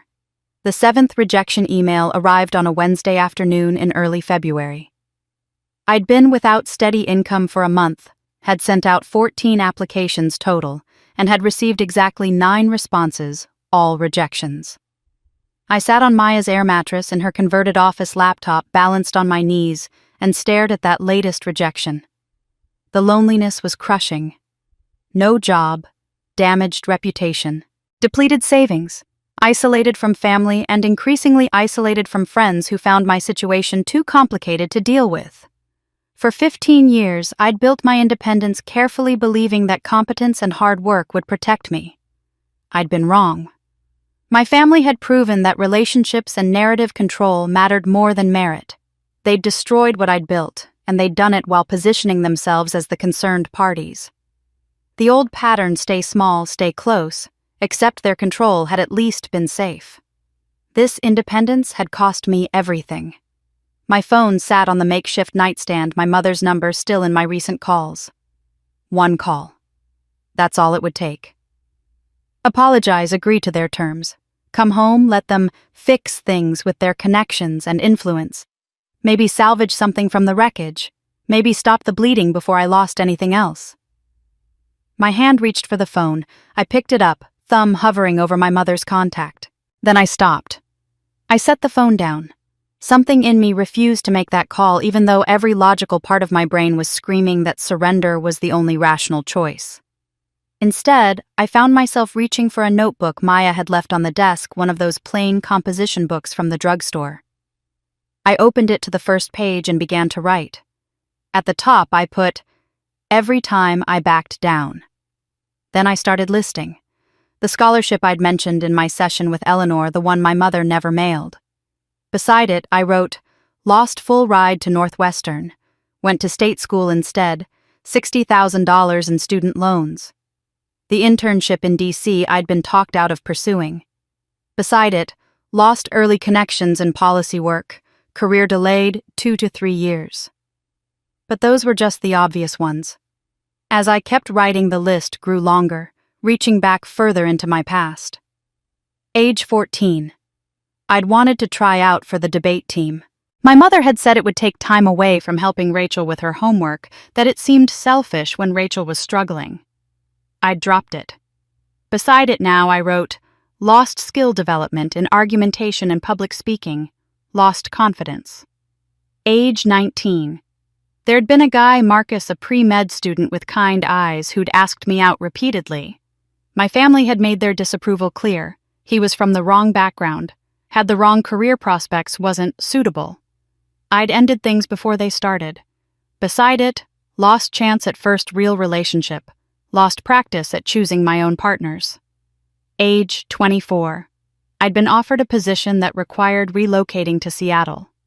Better pay, better growth trajectory. My father had called it running away from responsibility. My mother had cried about being abandoned. I'd turned it down. Beside it, lost $15,000 annual salary increase, lost network and stronger market, lost momentum. Age 28. I'd completed a major certification in healthcare policy analysis. I'd been excited about it, had mentioned it at Christmas. My mother had changed the subject within 30 seconds. I'd stopped talking about professional achievements after that. Beside it, lost practice at self-advocacy, lost voice. The list filled 3 pages. Each entry had seemed small at the time, reasonable even. Who pursues debate team when their sister needs tutoring help? Who takes a job across the country when their parents express worry? Who keeps bragging about achievements when it clearly makes everyone uncomfortable? But looking at them collectively spanning 2 decades, I saw something else entirely. This wasn't a life of mature compromises. This was a life systematically diminished opportunity, by opportunity, choice by choice. Each individual surrender had cost me something.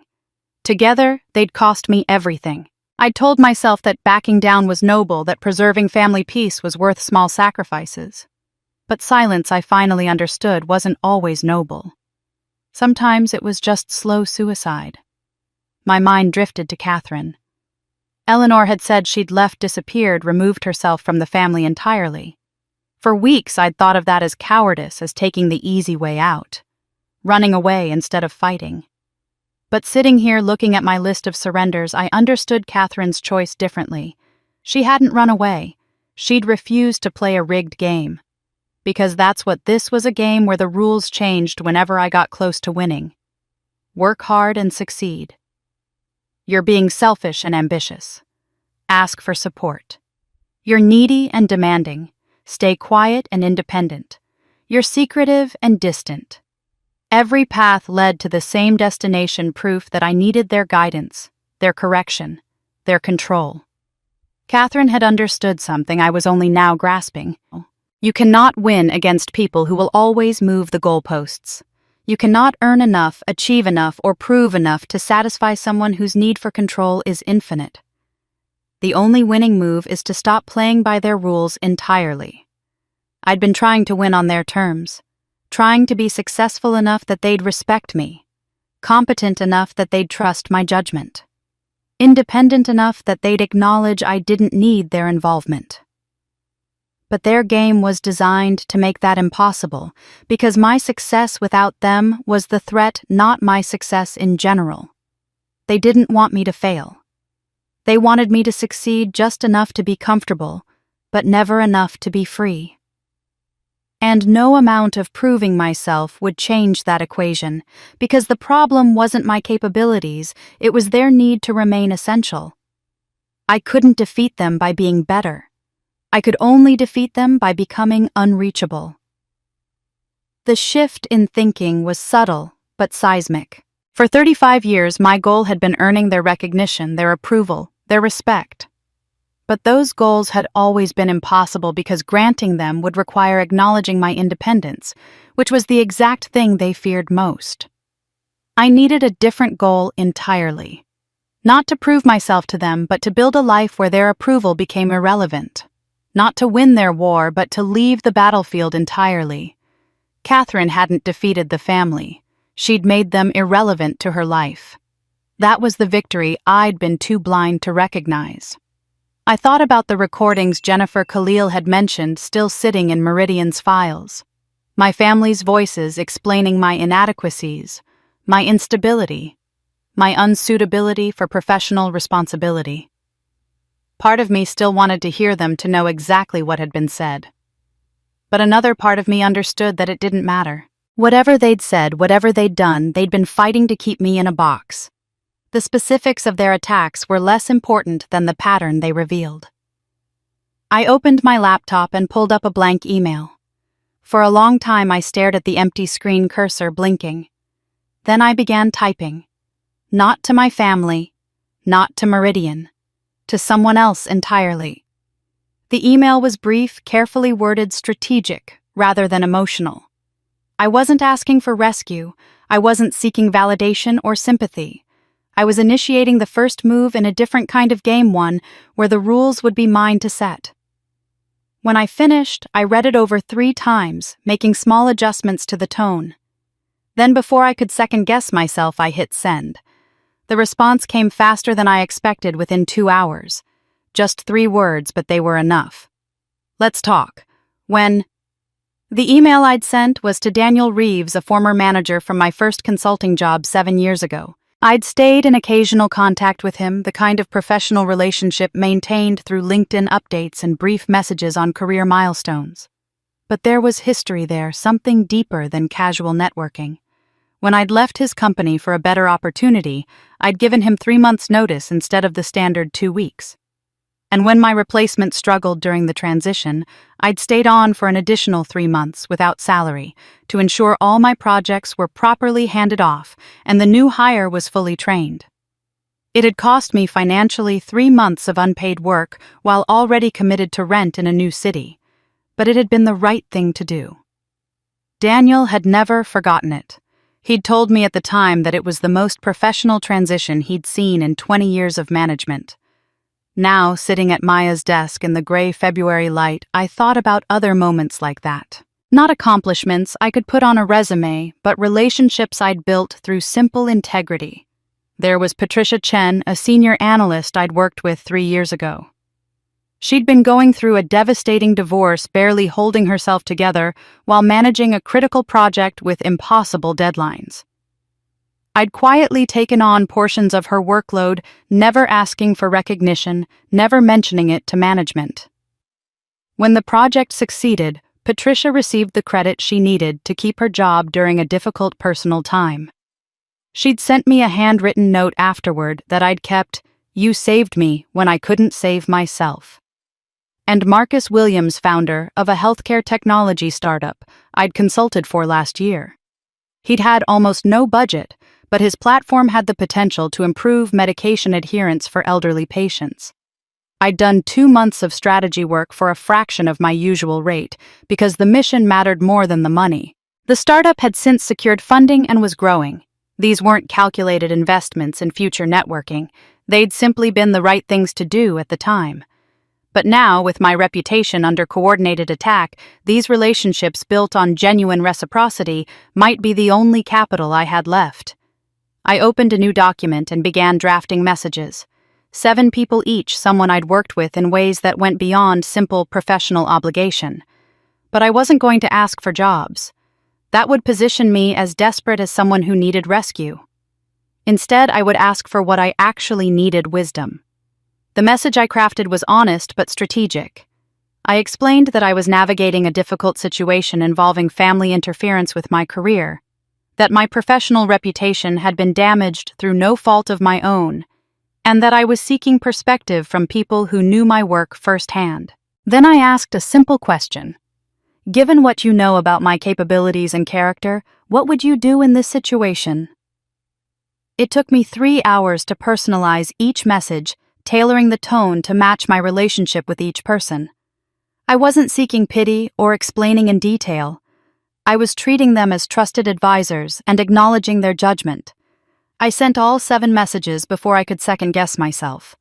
Daniel Reeves responded first within those initial 2 hours. His message was brief but powerful. Let's talk. When? Over the next 2 days, 5 more responded. Patricia Chen called me directly, her voice fierce. Anyone who's ever worked with you knows you're solid. Tell me what you need. Marcus Williams from the startup wrote, I owe you. Whatever's happening, I'll vouch for you. No questions asked. 2 others offered to serve as professional references, emphasizing that they'd be happy to speak to anyone about my competence and integrity. Only 1 person didn't respond, a former colleague who'd moved to a competitor firm. I wasn't surprised or hurt. 7 attempts, 6 positive responses. That was better odds than I'd had any right to expect. But responses, however encouraging, didn't solve my immediate problem. I needed income. I needed to rebuild my professional standing. And I needed to do both in a way that circumvented my family's ability to interfere. That's when the 2-month plan crystallized. Instead of pursuing full-time employment, which would require background checks, reference calls, and the kind of formal process my family could sabotage, I would create temporary, independent work. Consulting projects specific and contained that could be arranged through personal relationships rather than corporate HR departments. I reached out to 3 of my 6 respondents with a proposal. I would work as an independent contractor on specific projects they were struggling with. Short-term engagements, clearly defined deliverables, competitive rates, but not my full fee. The arrangement would require no formal onboarding, no background checks that might trigger red flags from the Whisper campaign. Just direct professional relationships built on demonstrated competence. The pitch was simple. I'm available for project-based work over the next 2 months.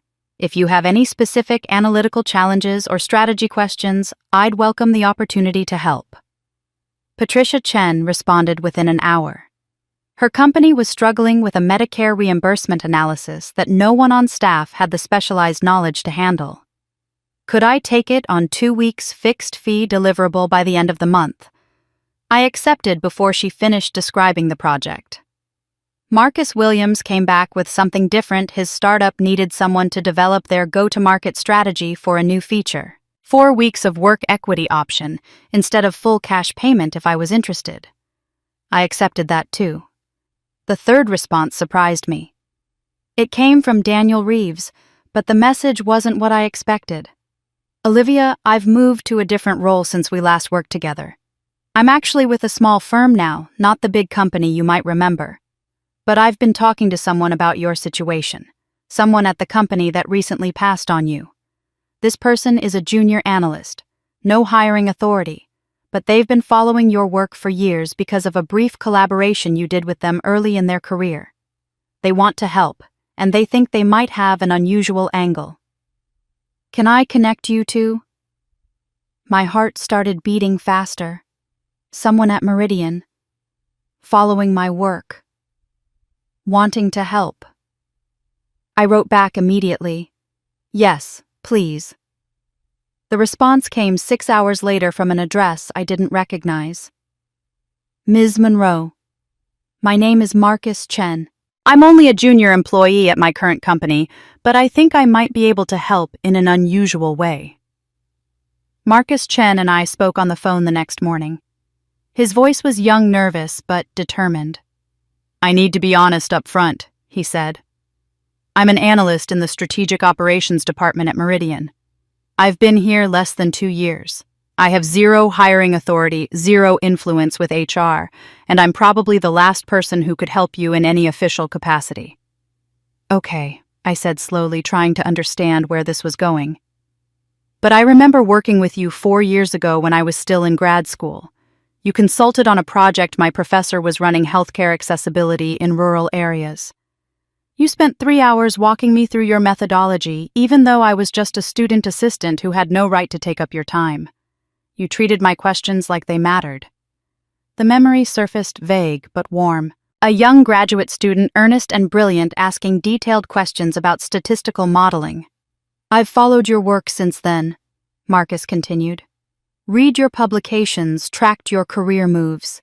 When your name came up during our hiring process, I was excited. And then I heard it got derailed, and I heard whispers about why, and none of it matched the person I knew. So I can't fix what happened, but I can watch for opportunities where your work might speak for itself. I appreciate that, Marcus, but I'm not sure what that means practically. It means when my department head mentions we need a contractor for a specific project, and I happen to know someone perfect for it, I'm going to mention your name. And I'm going to make sure he sees work samples that show what you can actually do. It wasn't much, but it was something. Over the next 8 weeks, I worked harder than I'd ever worked in my life. Patricia's Medicare reimbursement analysis was a nightmare of regulatory complexity and data inconsistencies. I spent 12-hour days building models, testing scenarios, identifying patterns that 3 other analysts had missed. When I delivered the final report 2 days early, Patricia called me immediately. Olivia, this is extraordinary. You found a reimbursement pathway we didn't know existed. This is going to save us hundreds of thousands of dollars. I'm glad it's useful. Useful? It's brilliant. Do you have time for another project? Different department, but they're drowning in healthcare policy compliance issues. I took the second project. Marcus Williams' startup work was different. Less analytical, more strategic.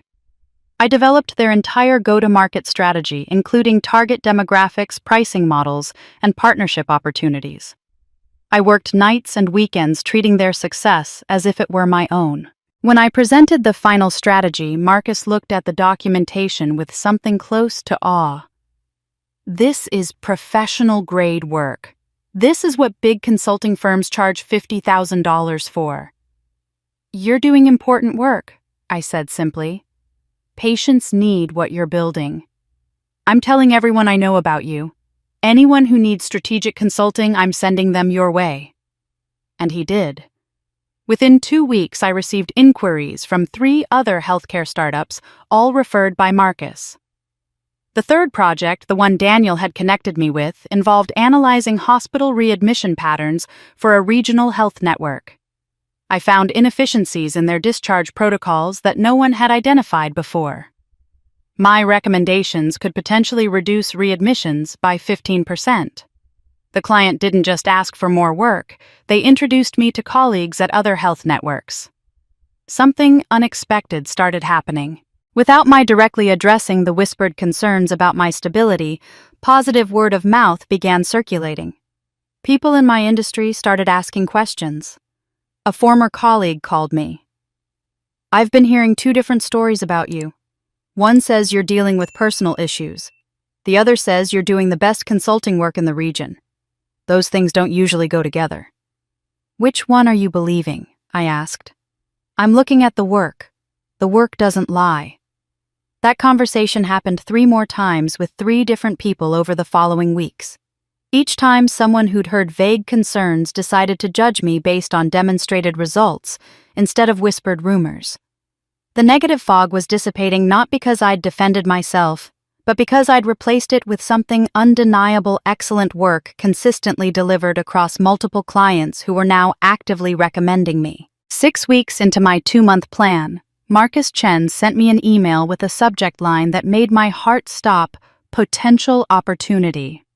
Olivia, my department head, Dr. Sarah Kim mentioned today that we need a contractor for a specific project analyzing implementation barriers for a new telehealth initiative. It's exactly your specialty. I didn't suggest you directly because that might seem too obvious. Instead, when she asked if anyone knew good contractors, I said I'd recently seen impressive work on similar projects, and could I share some examples? She said yes. I'm forwarding her work samples from your recent projects with your permission.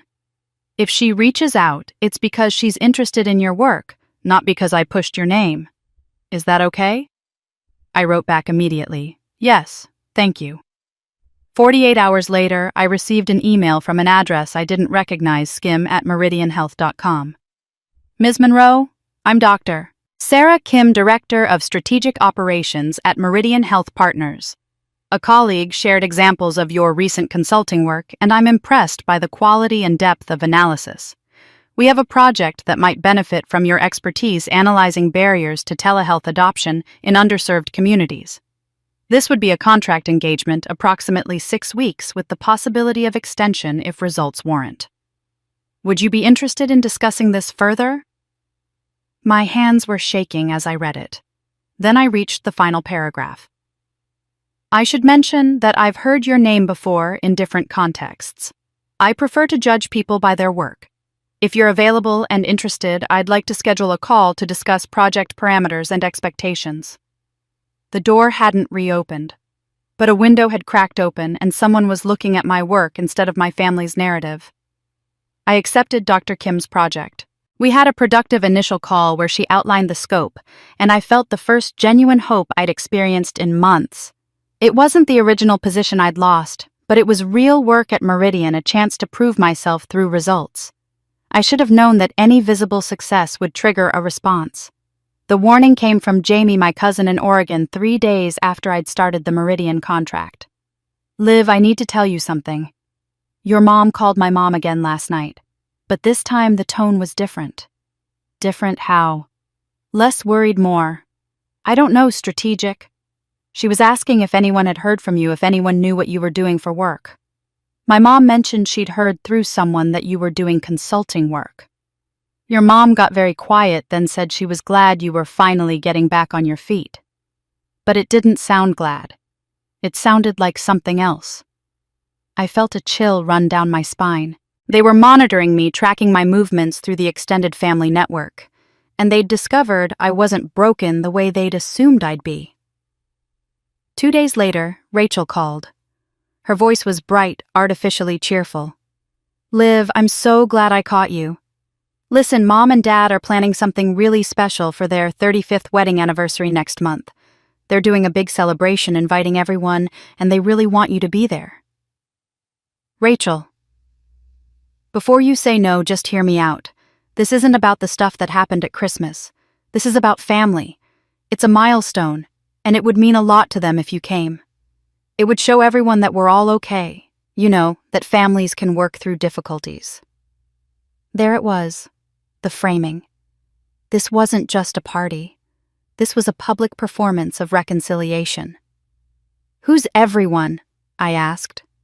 Oh, you know the usual.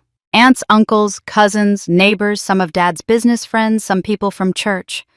Mom's inviting a few people from her book club. It'll be nice, Liv. Classy. At the country club. Business friends, church people, a public venue. This wasn't a family dinner. This was a stage. I need to think about it, I said. The invitation is in the mail. It's formal. Mom had them printed. Really beautiful. Rachel paused. Liv, I know things have been hard, but this could be a chance to fix everything, to show people that you're not. You know that the family is strong. After we hung up, I sat staring at my phone. The invitation arrived 2 days later, delivered to Maya's apartment in an embossed envelope that screamed expensive and deliberate. Mr. and Mrs. Thomas Monroe request the pleasure of your company at a celebration of their 35th wedding anniversary, Saturday, April 15th, 6 o'clock in the evening, the Riverside Country Club, reception and dinner to follow. RSVP by April 1st. It was beautiful, formal, completely traditional, and it was a trap. I could see the architecture of it clearly now. They'd discovered I was rebuilding professionally, that their sabotage campaign hadn't permanently destroyed me. This celebration was their counter-move. If I didn't attend, I'd be confirming every narrative they'd spread about me being the ungrateful daughter who'd abandoned her family over a misunderstanding. 30-plus witnesses would note my absence. They'd hear Margaret's tearful explanation about how she'd tried to reach out, had offered this olive branch, and I'd rejected it. My absence would become proof that I'd chosen pride and career over family. The story would spread through their social network, through the church community, through my father's business connections, some of whom I now realized likely had connections to people in my industry. The whisper campaign would resume with renewed credibility. Even her own parents' anniversary wasn't important enough for her to attend. But if I did attend, I'd be walking into an environment they controlled completely. 30 witnesses watching every interaction. Public pressure to reconcile, to hug my mother in front of the crowd to make some statement about family healing. They could position themselves as the gracious parents welcoming back their troubled daughter, and I'd have no way to object without looking petty and vindictive in front of an audience. It was brilliant in its cruelty. They'd created a scenario with only two options, both of which served their narrative. A public event where my refusal to attend proved I was the problem, or my attendance gave them the opportunity to stage a reconciliation on their terms with witnesses to enforce it. I thought about what Eleanor had said about Catherine, that she'd been erased because she'd proven you could leave and thrive. My family had tried to prevent me from reaching that same conclusion by destroying my career opportunities. When that hadn't worked completely, when I'd started rebuilding through independent work, they'd escalated to this. The invitation sat on Maya's kitchen table, its embossed lettering catching the afternoon light. April 15th. 3 weeks away. 3 weeks to decide how to respond to a trap that seemed to close from every angle. I picked up the invitation again, reading the elegant script, imagining the scene they were constructing. Margaret in a beautiful dress, playing the role of devoted wife and wounded mother. My father as the patriarch magnanimous in victory. Rachel as the good daughter, the one who'd stayed loyal. And me either absent and condemned or present and coerced. This wasn't an olive branch. This was a carefully constructed trap baited with social pressure and witnessed by everyone whose opinion could affect my professional future. I stared at the embossed invitation, my mind racing, trying to find the move they hadn't anticipated. I called Eleanor the next morning. "I need to ask you something that might sound crazy," I said. "Do you know how to reach Aunt Catherine?" There was a long pause on the other end of the line. "Yes," Eleanor said slowly. "We've maintained sporadic contact over the years. Your family doesn't know that. Why are you asking?" I explained about the anniversary party, the trap it represented, the impossible choice I was facing. "I want to attend," I said, "but not on their terms. I want to bring someone who can show everyone that this pattern has happened before, someone who survived it." Eleanor was quiet for so long I thought the call had dropped. "That's a bold move, Olivia. Catherine left that world behind 30 years ago for a reason." "I know, but if she's willing, if she's interested in stopping this cycle from continuing, I think her presence alone would say more than anything I could." "Let me reach out to her," Eleanor said. "I can't promise anything." Catherine called me herself 2 days later. Her voice was calm, measured with an accent that suggested years lived far from where she'd grown up. "Eleanor explained your situation. I've been watching this family from a distance for 3 decades, wondering if the pattern would repeat. I'm sorry it has, and I'm sorry it's fallen on you."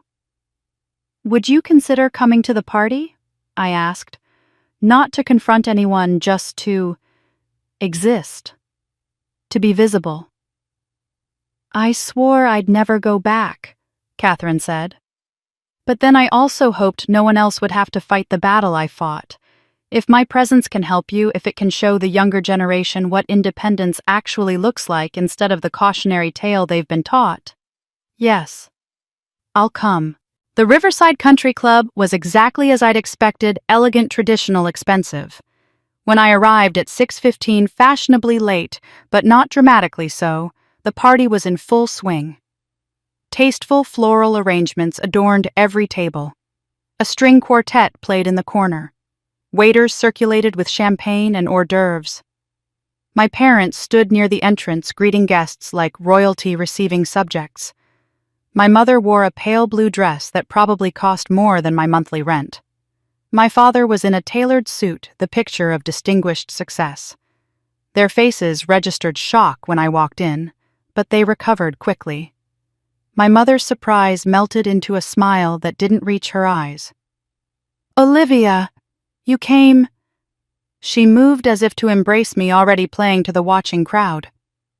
"I did," I said evenly. "I brought someone." That's when Catherine stepped through the entrance behind me.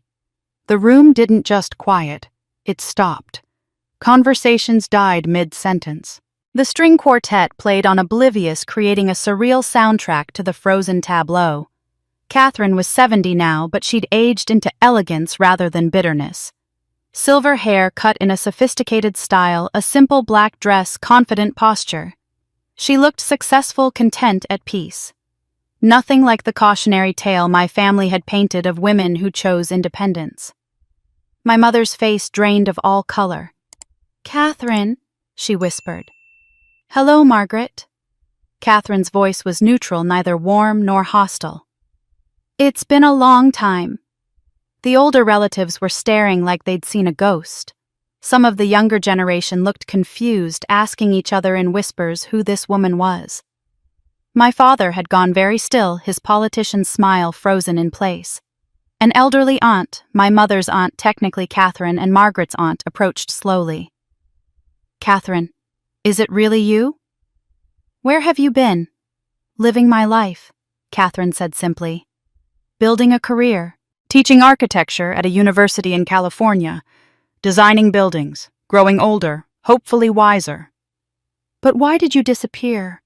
Why did you abandon your family?" Catherine's expression was patient, almost kind. "I didn't abandon anyone. I chose independence and I was erased for it. Photographs were removed from albums. My name stopped being mentioned. When I called home, I was told I wasn't welcome unless I came back permanently and apologized for choosing my career over family obligations." The aunt looked shocked, then turned to my mother. "Margaret, is this true?" My mother's mouth opened and closed, no sound coming out. Catherine continued, her voice calm and factual, without accusation or anger. "I wanted both. I wanted family and independence. But I was given an impossible choice: come home and give up everything I'd built, or stay away and be treated as though I'd never existed. I chose to exist on my own terms." A younger cousin, maybe 25, spoke up. "Why haven't we ever heard about you?" "Because women who leave are dangerous," Catherine said, looking directly at my mother for the first time. "We prove it can be done. We prove you can survive without approval. We prove that independence isn't the selfishness it's been painted as. That's threatening to a system built on control." I saw it happening in real time, relatives beginning to connect dots, younger family members asking questions their parents couldn't comfortably answer. The narrative my family had so carefully constructed was cracking. And then I noticed two people standing near the bar who made my heart skip. Dr. Sarah Kim, who I'd mentioned might attend since she knew my parents socially through the country club. And beside her, Marcus Chen, who'd somehow been invited through his own family connections to the club. They were watching everything, witnessing the dynamic I'd never explicitly explained, seeing the family pattern laid bare. But I didn't notice the third witness until much later. A distinguished man in his 60s, standing slightly apart from the main crowd, watching the entire scene unfold, with an expression I couldn't quite read. David Richardson, CEO of Meridian Health Partners. Invited as an old friend of my father's. Watching everything. The anniversary party ended quietly. No dramatic confrontation, no shouting match. Just Catherine's calm testimony, relatives asking uncomfortable questions, and my parents unable to maintain their carefully constructed narrative in front of witnesses who'd seen the pattern for themselves.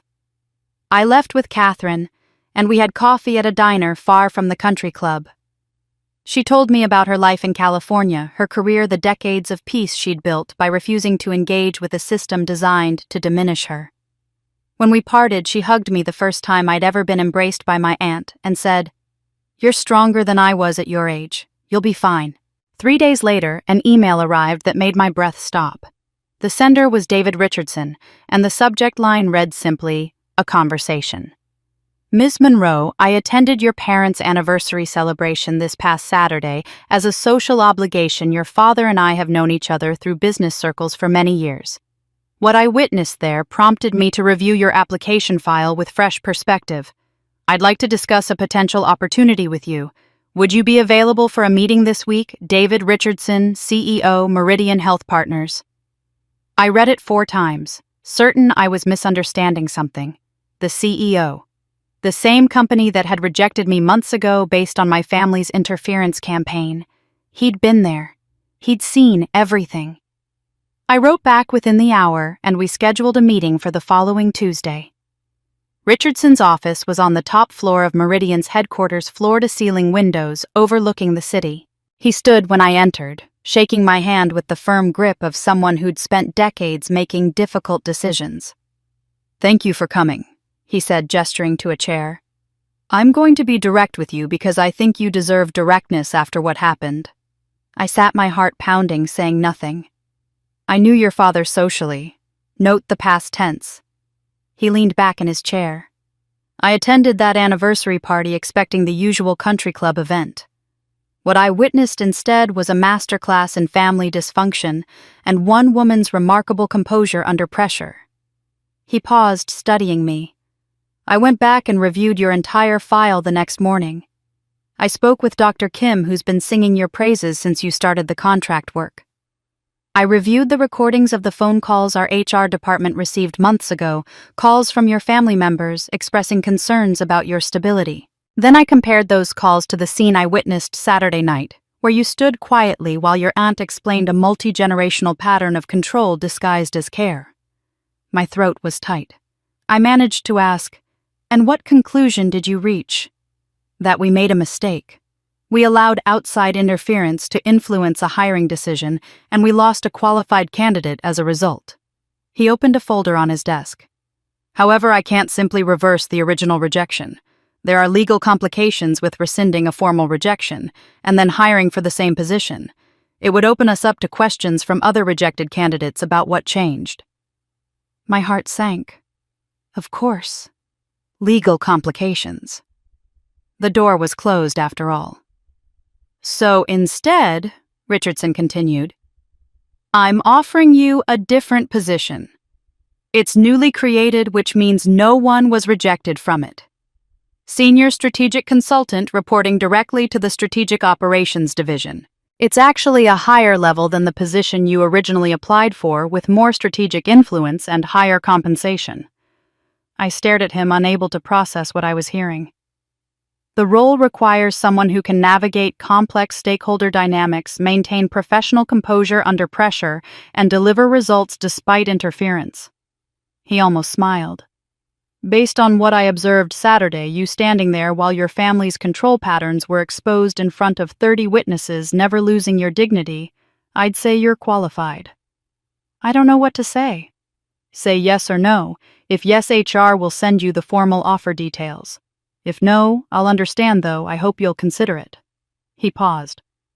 "I should mention that I've already informed your father that our business relationship is concluded. I don't maintain professional associations with people who sabotage their children's careers." The meeting lasted another 20 minutes as he outlined the position's scope, the expectations, the timeline. When I left his office, I had a job offer that exceeded anything I'd hoped for when this nightmare began. But before I signed anything, I had one more thing to do. That evening, I drafted an email to my family. It took me 3 hours to get the tone right. Not angry, not accusatory, just clear. To my family, I'm writing to establish boundaries for any future relationship we may have. These are non-negotiable. 1. All communication with me must be in writing and sent directly to my email address. No phone calls, no messages through third parties, no surprise visits. 2. I will not discuss my professional life or career decisions with you. My work is not your concern. 3. I will attend family events at my discretion with advance notice required. No assumptions about my attendance will be made. 4. Any contact with my employers, colleagues, or professional network is explicitly forbidden. Any violation of this boundary will result in complete cessation of contact. These terms are not subject to discussion or negotiation. If you cannot respect them, we will have no relationship. Olivia. I read it over one final time, then sent it before I could second-guess myself. The responses came within hours. My mother's was long, rambling, alternating between wounded and angry. My father's was brief and dismissive. Rachel's was confused, asking why I had to make everything so complicated. I didn't respond to any of them. For the first time in 35 years, I'd set boundaries they couldn't cross. They'd spent decades controlling my life through interference, narrative manipulation, and social pressure. Now they faced a wall they had no tools to breach. They had no idea how to respond to a daughter who'd stopped asking for permission. I started at Meridian 3 weeks later. The first day felt surreal, walking into the building where months ago I'd been rejected, now entering as a senior consultant with an office and direct access to strategic decision-making. Dr. Kim welcomed me warmly, and Marcus Chen stopped by my office with a coffee and a quiet, "I knew you could do it." But it was the message from Catherine 2 weeks into my new position that truly shifted something in me. "Coffee this weekend? There are things I'd like to share with you, things I couldn't say at the party." We met at a small cafe in a neighborhood neither of our families frequented, both of us instinctively cautious about being seen together. Catherine arrived first, already seated at a corner table with 2 cups of tea waiting. "I've been thinking about what to tell you," she said as I sat down. "How much context you need, how much history matters. Whatever you want to share, I'm grateful for it." She smiled, a small, knowing expression. "You should know that I've kept tabs on the family over the years. Not out of longing or unresolved feelings, but the way you might monitor a chronic condition, checking periodically to make sure it hasn't spread, hasn't infected anyone else." The metaphor was apt and chilling. "I knew about you," Catherine continued. "Years ago, Eleanor mentioned you occasionally, Ruth's granddaughter who was quiet, capable, always a bit separate from the family chaos. When you were in college, Eleanor told me you'd chosen a school 3 hours away, despite your parents' pressure to stay local. I recognized that as a sign." "A sign of what?" "That the pattern might repeat, that another woman in our family might face the same choice I did." She wrapped her hands around her teacup. "I thought about reaching out then, writing you a letter offering to meet, sharing my story as a warning. Eleanor and I discussed it several times." "Why didn't you?" Catherine was quiet for a long moment, choosing her words carefully. "Because I realized that if I intervened, if I told you what to watch for and how to protect yourself, you'd be living in reaction to my experience rather than discovering your own path. You'd be following my blueprint instead of drawing your own map." I tried to process this. "You knew I might face what you faced, and you chose not to warn me." "I chose not to rescue you," she corrected gently. "There's a difference. If I'd given you my freedom, handed you the awareness and tools I'd gained through my own struggle, it would have been a gift. But freedom that's given to you isn't really freedom. It's just a different kind of dependency, depending on someone else's wisdom, instead of developing your own." The words stung, even though I could hear the care beneath them. "You needed to discover for yourself what kind of life you wanted," Catherine continued. "What you were willing to sacrifice for it. What battles were worth fighting and which ones were distractions. If I'd told you all that, you would have been living my truth, not yours. And when the hard moments came, and I knew they would, you'd have doubted yourself. You'd have wondered if you were making choices because you believed in them or because I'd told you to. I thought about the past months, the devastation of losing the job, the despair of being professionally isolated, the dark night when I'd almost called my mother to surrender. If Catherine had warned me, if she'd given me a roadmap, would I have had the strength to walk it? Or would I have folded at the first real test, unsure if I was following my own conviction or someone else's script? But you could have saved me so much pain, I said quietly. Pain that taught you something irreplaceable. Catherine's voice was firm but kind. You now know with absolute certainty that your independence is yours. You chose it. You fought for it. You paid the price for it. No one gave it to you. No one can take credit for it, and no one can take it away because it's not borrowed or inherited. It's earned.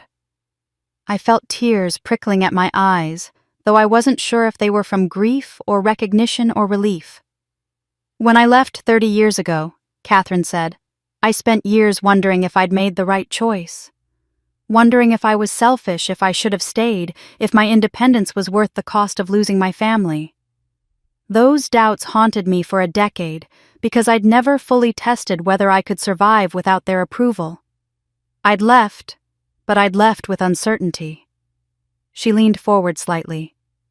You don't have that uncertainty. You were pushed to the absolute edge. Your career was destroyed, your reputation was attacked, your financial security was threatened.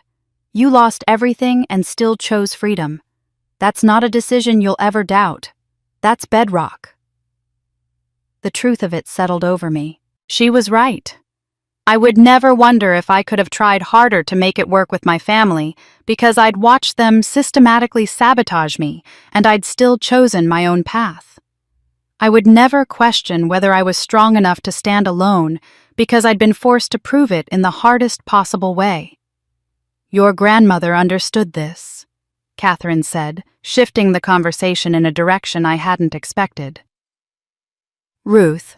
She knew the family pattern intimately. She'd lived inside it her whole life, watched it operate across generations. But she couldn't break it herself. The weight of her era, her circumstances, the limited options available to women of her generation. She was trapped by forces we can barely imagine now. I remembered my grandmother, that quiet woman who'd seemed to observe family dynamics from a slight distance, who'd given me that cryptic warning about families fearing independence. But she could plant seeds, Catherine continued. She gave me the same warning she gave you, that families sometimes fear your independence more than your failure. At the time, I didn't understand it either. I was young, ambitious, certain that achievement would win their approval. It took me years to realize she wasn't warning me to prevent the pattern. She was warning me so that when I faced it, I'd recognize it for what it was. She knew you'd leave. I think she hoped one of us would be strong enough to.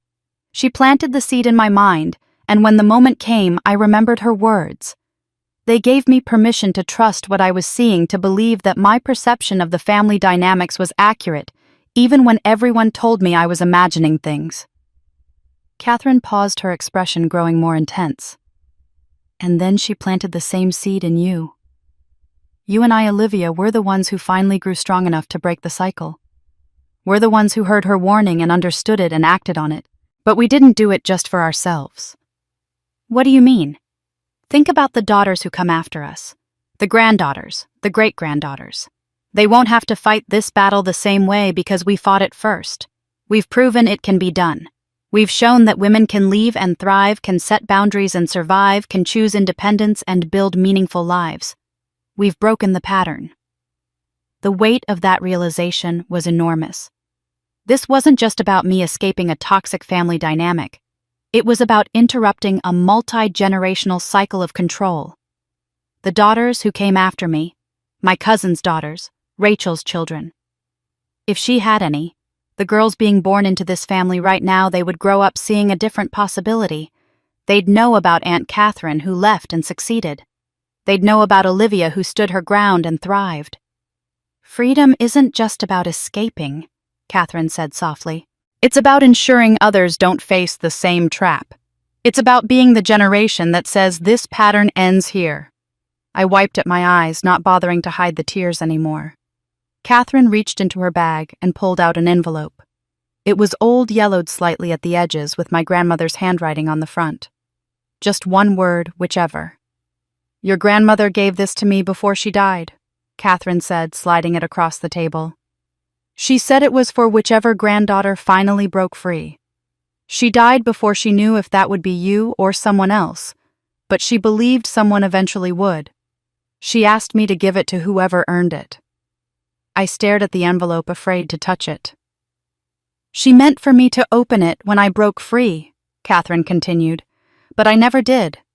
I left physically, but I spent years still psychologically bound to them, still carrying their guilt and judgment. I didn't truly break free until I was in my 50s and finally stopped caring what they thought. By then, Ruth was long gone, and this letter felt like it belonged to someone else, someone who'd broken free younger, more completely." She pushed it toward me. "This is yours, Olivia. You're the one who earned it." My hand trembled as I picked up the envelope. I waited until I was alone in my car to open my grandmother's letter. My hands shook as I carefully unsealed the old envelope, extracting 2 pages of her familiar handwriting. "My dear one," it began. "If you're reading this, you've done something I couldn't do. You've chosen yourself. I want you to know that this choice, the one that might have cost you family approval, that might have isolated you, that certainly caused you pain, was the right one. Not because family doesn't matter, but because a family that requires you to diminish yourself to belong isn't offering real belonging. It's offering captivity dressed as love. You've seen through that now. You've walked away from the cage. And here's what I need you to understand: you don't owe anyone an explanation. You don't owe them reconciliation. You don't owe them access to your life or your peace. What you owe yourself is the courage to keep walking forward, to build something true on the foundation of your hard-won freedom. I'm proud of you. I always knew one of you would be strong enough. Live well, live freely. That's the best revenge and the best legacy. With love across time, Grandma Ruth." I sat in the cafe parking lot and cried for 20 minutes, reading the letter 3 more times. The apartment I found 2 weeks later was nothing spectacular. A 1-bedroom in a building 15 minutes from Meridian's office's 6th-floor east-facing windows that caught morning light. It was smaller than what I'd imagined I'd have at 35, and the kitchen was cramped and the bathroom fixtures were dated. But it was mine. Entirely, completely mine. I chose everything myself. The paint color, a warm gray that my mother would have hated. The furniture, a mix of budget finds and one splurge on a comfortable reading chair. The art on the walls, prints I'd always liked but never bought because they weren't the kind of thing my family would approve of. Every choice, from the coffee maker to the shower curtain, was made without input or suggestions from anyone else. The mailbox in the lobby bore a label I'd printed myself, O. Monroe 6F. Just my initial and last name, no middle name that my mother had chosen, no connection to the family beyond the surname I'd keep for professional continuity. I stood in front of it the day I moved in, looking at that simple label, and felt something unlock in my chest. I changed my phone number, keeping only a handful of trusted people informed of the new one. I updated my address with the post office, ensuring nothing would be delivered to my parents' house again. I set up email filters that automatically sorted any messages from family addresses into a folder I checked once a week on Sunday mornings when I had the emotional bandwidth to handle whatever manipulation or guilt tripping might be waiting. These might have seemed like small acts to an outside observer, but each one represented a reclaimed piece of autonomy. Each one was a declaration. My space, my choice, my terms. Work settled into a rhythm that felt almost suspiciously normal. 3 months into my role at Meridian, I was invited to a leadership strategy meeting, not as the primary presenter, but as one of several senior consultants whose input was being solicited on a new telehealth initiative. I gave my analysis a 15-minute presentation on implementation barriers in rural communities. When I finished, the VP of Operations nodded and said, "That's exactly the kind of strategic thinking we need on this project. I want you to lead the Rural Implementation Working Group." That was it. No excessive praise, no skepticism about whether I could handle it, no undercurrent of surprise that I'd done well. Just professional recognition of competent work. The acknowledgement was so ordinary, so matter-of-fact, that it was extraordinary to me. For the first time in my professional life, I was being evaluated purely on my work, not on family narratives or personal drama, not on whether I fit some preconceived notion of who I should be, just on the quality of my analysis and the soundness of my recommendations. The lack of interference felt strange at first. I kept waiting for the other shoe to drop, for someone to mention concerns they'd heard, for whispers about my background to surface. But weeks passed, then months, and there was nothing but professional normalcy. I'd sit in meetings where my contributions were discussed and built upon, where colleagues sent me follow-up questions, and genuinely listened to my responses, where I was treated as a valued member of the team rather than a problem to be managed. This, I realized, was what normal professional life felt like. Competence without caveat, success without surveillance. The adjustment was harder than I'd expected. I'd spent so long being hypervigilant, waiting for sabotage, that I had to consciously teach myself to relax into being simply good at my job. My relationship with my family evolved into something I could only describe as managed containment.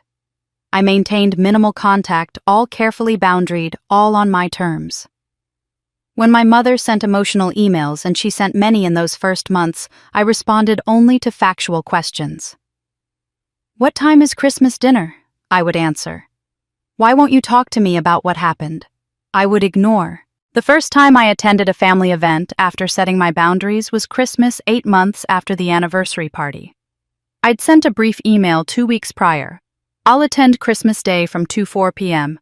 I'll bring nothing and accept no gifts. I'll leave at 4 p.m. regardless of what's happening." My mother had called 17 times. I didn't answer. When I arrived at exactly 2 o'clock, the house was full of extended family. My entrance created a ripple of awkward silence. My mother rushed forward, eyes already welling with tears, arms extended for an embrace. I stepped back, maintaining distance. "Hello, Mom. Happy Christmas." Her arms dropped. The wounded expression on her face was practiced, designed to make me feel guilty for not rushing into a reconciliation hug. I felt a flicker of the old guilt, then let it pass through me without taking hold. I spent 2 hours being polite, distant, unengaged. I answered direct questions with minimal responses. I didn't volunteer information about my life. I didn't ask probing questions about theirs. When Rachel tried to pull me aside for a sisterly chat, I politely declined. At exactly 4 o'clock, I stood up, said, "Merry Christmas, everyone," and left. My mother tried to stop me at the door. "Olivia, please, can't we talk? Can't we fix this?" "There's nothing to fix, Mom. This is what our relationship looks like now." "But why? What did we do that was so terrible?" I looked at her. This woman who genuinely seemed to believe that opening my mail, sabotaging my career, and coordinating a character assassination campaign were forgivable offenses that I was unreasonably holding against her. "I've said what I needed to say. The boundaries I set out stand. If you can respect them, we can have this civil, distant, limited contact. If you can't, we can have nothing." I left while she was still processing the statement. Over the following months, the pattern continued. I responded to logistical emails within 48 hours. I ignored emotional manipulation.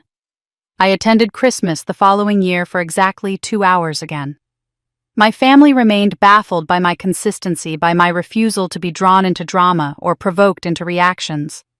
My mother tried various tactics: wounded silence, angry accusations, attempts to use other family members as intermediaries. Gifts left on my doorstep which I donated without opening. None of it worked because I'd removed myself from the game entirely. The relationship wasn't healed. It would never be healed because healing would require acknowledgement they were incapable of giving. But it was managed, contained, no longer capable of damaging me. Sometimes late at night I'd wonder if I was being too harsh, if maybe I should try harder to build a bridge. But then I'd remember my grandmother's letter: "You don't owe them reconciliation. You don't owe them access to your life or your peace." One evening in May, almost exactly a year after I'd started at Meridian, my phone rang with a number I didn't recognize. The area code was from my hometown, the same area code as my parents' number, though the digits that followed were different. I stared at the screen, debating. Unknown numbers from home were almost always family-related. Someone reaching out on my mother's behalf, or a relative trying to broker peace, or some new tactic I hadn't anticipated. But something made me answer. "Hello? Olivia Monroe." The voice was female, older, unfamiliar. "Yes. Who's this?" "My name is Sharon Bennett. I'm calling because I think we need to talk about your sister." "Rachel." I repeated, my guard immediately up. "What about her?" Sharon Bennett's voice was careful, measured. "I'm the HR director at Patterson & Associates. Your sister has applied here 3 times in the past 6 months. Each time her application has been concerning. I'm not sure why you're calling me about this." "Because in her most recent interview, when asked about professional references, she listed you, said you work at Meridian Health Partners and could speak to her capabilities." Sharon paused. "But when we did our standard background research, we found some interesting discrepancies. Your sister claims experience and skills that don't match the work samples she's provided.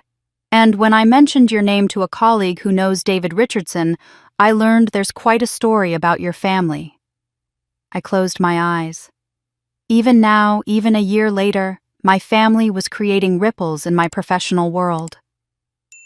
"I can't serve as a reference for Rachel," I said carefully. "We haven't worked together and I don't have professional knowledge of her capabilities." "I suspected as much. I'm calling as a courtesy to let you know your name is being used and to confirm what I already suspected about her application."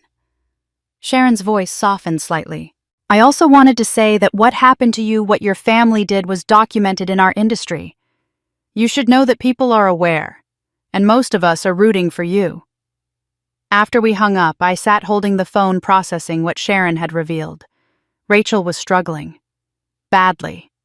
And she'd tried to use my name to compensate for her own lack of genuine qualifications. Over the following weeks, pieces of information filtered back to me through the professional network I'd rebuilt. The consequences of the anniversary party were rippling outward, touching each member of my family in ways they hadn't anticipated. My mother's social erosion happened gradually, almost imperceptibly at first. Jamie called to tell me that Margaret had been quietly removed from her position organizing the church women's spring fundraiser. The role had been hers for 8 years, a source of pride and social standing. The pastor's wife had called with apologies, saying they were trying some fresh approaches this year and thought Margaret deserved a break from the responsibility. The real reason, Jamie discovered, was that several church members had asked not to work under Margaret's leadership. Women with adult daughters had started comparing notes about controlling behavior, about manipulation disguised as care. The anniversary party had been the catalyst. Catherine's testimony, witnessed by 3 church families, had prompted conversations about family patterns that made people uncomfortable.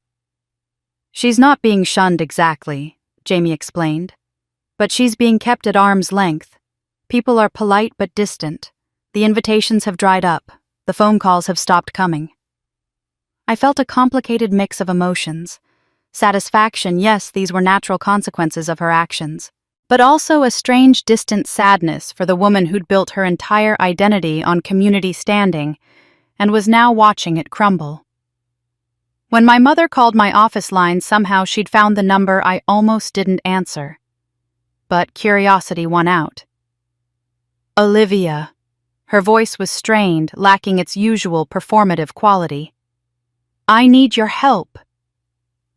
"With what?" "There have been some misunderstandings in the community. People are getting the wrong impression about our family situation. I thought if you could perhaps attend a few events with me, show people that we're fine, that would help clear things up." "I'm not going to help you manage your reputation, Mom." "But people are avoiding me. Your Aunt Susan won't return my calls. The church has stopped asking me to organize events. I don't understand what I did to deserve this." The lack of self-awareness was stunning. "You publicly sabotaged your daughter's career and were exposed for it in front of 30 witnesses. People are drawing their own conclusions. That's not fair. We were trying to protect you. I'm not responsible for the consequences of your actions, Mom. That's something you'll need to handle yourself. I kept my voice even, unemotional. If there's nothing else, I have work to do? I hung up before she could respond. My father's reckoning came from a different direction. I heard about it third hand from Marcus Chen, who'd heard it from someone who knew someone at my father's golf club. David Richardson had been playing in a foursome that included two of my father's regular golf partners. During the 19th hole drinks after the round, the conversation had turned to business challenges.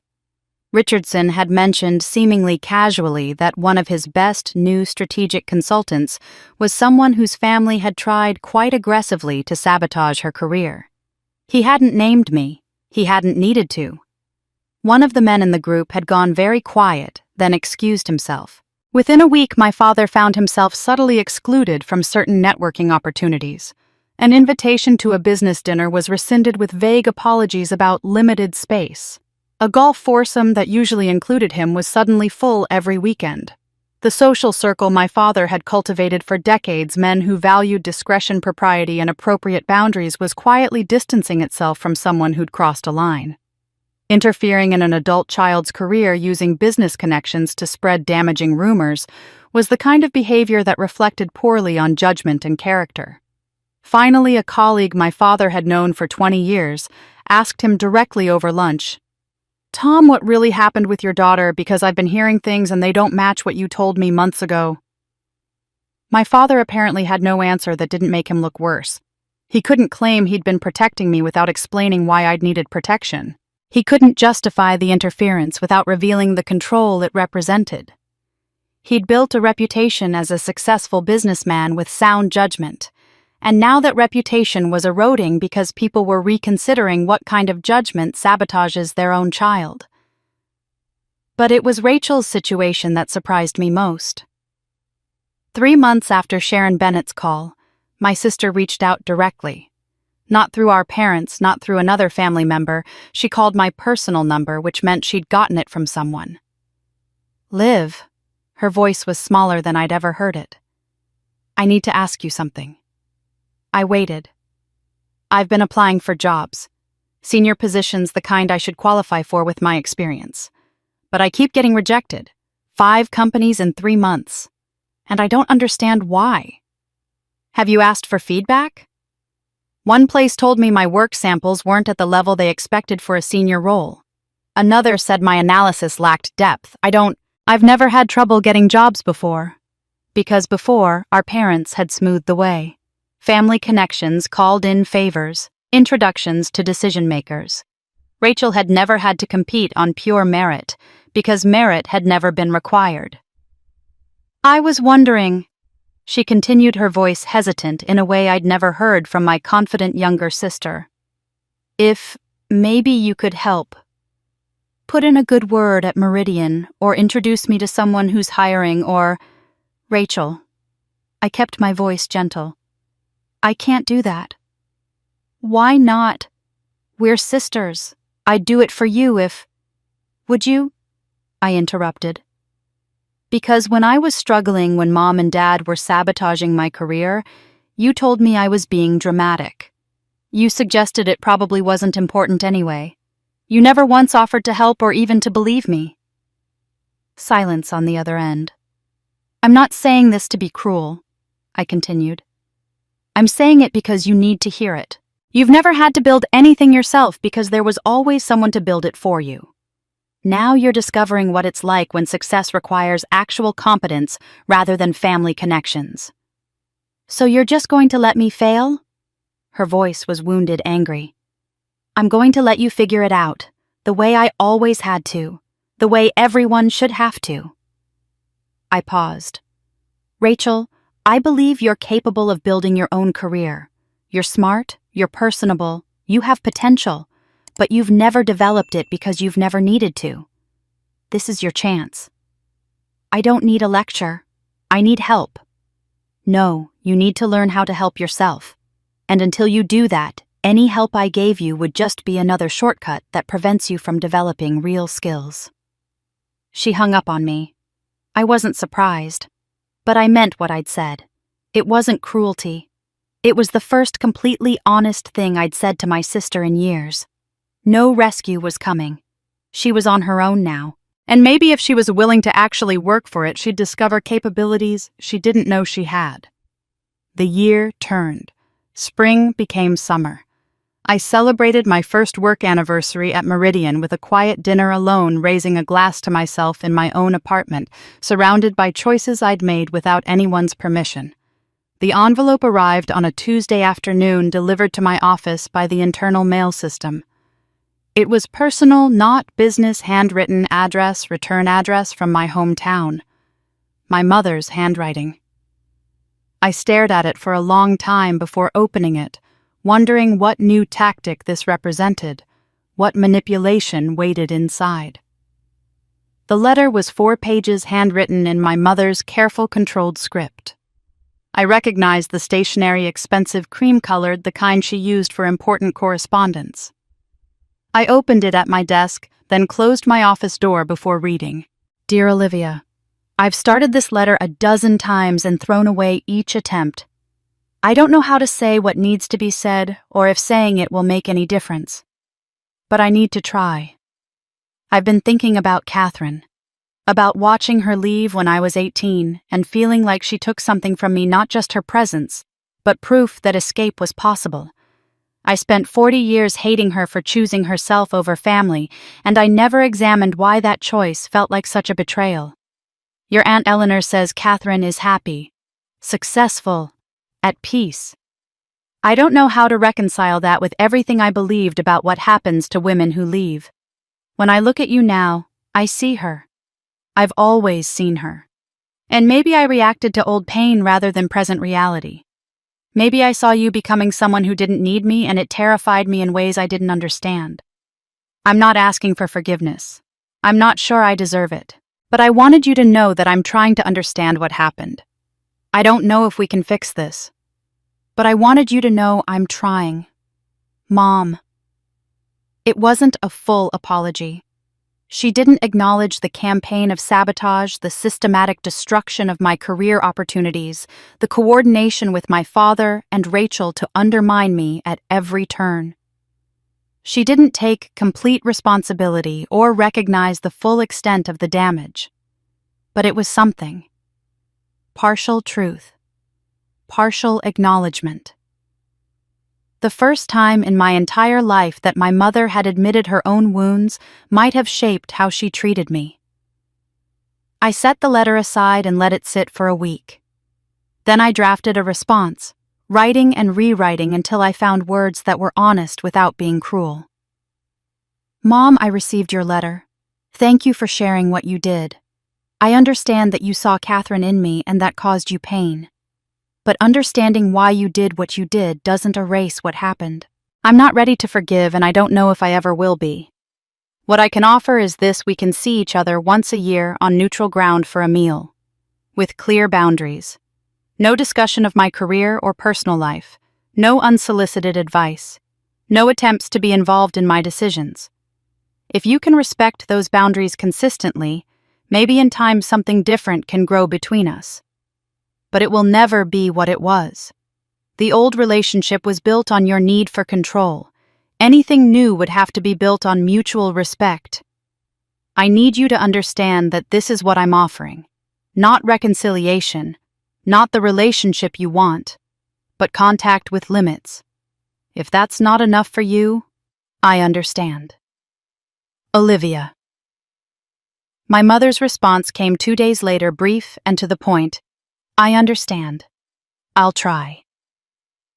That evening, I sat at my desk in my apartment and looked at the photograph my grandmother had left for me, the one Catherine had given me months ago.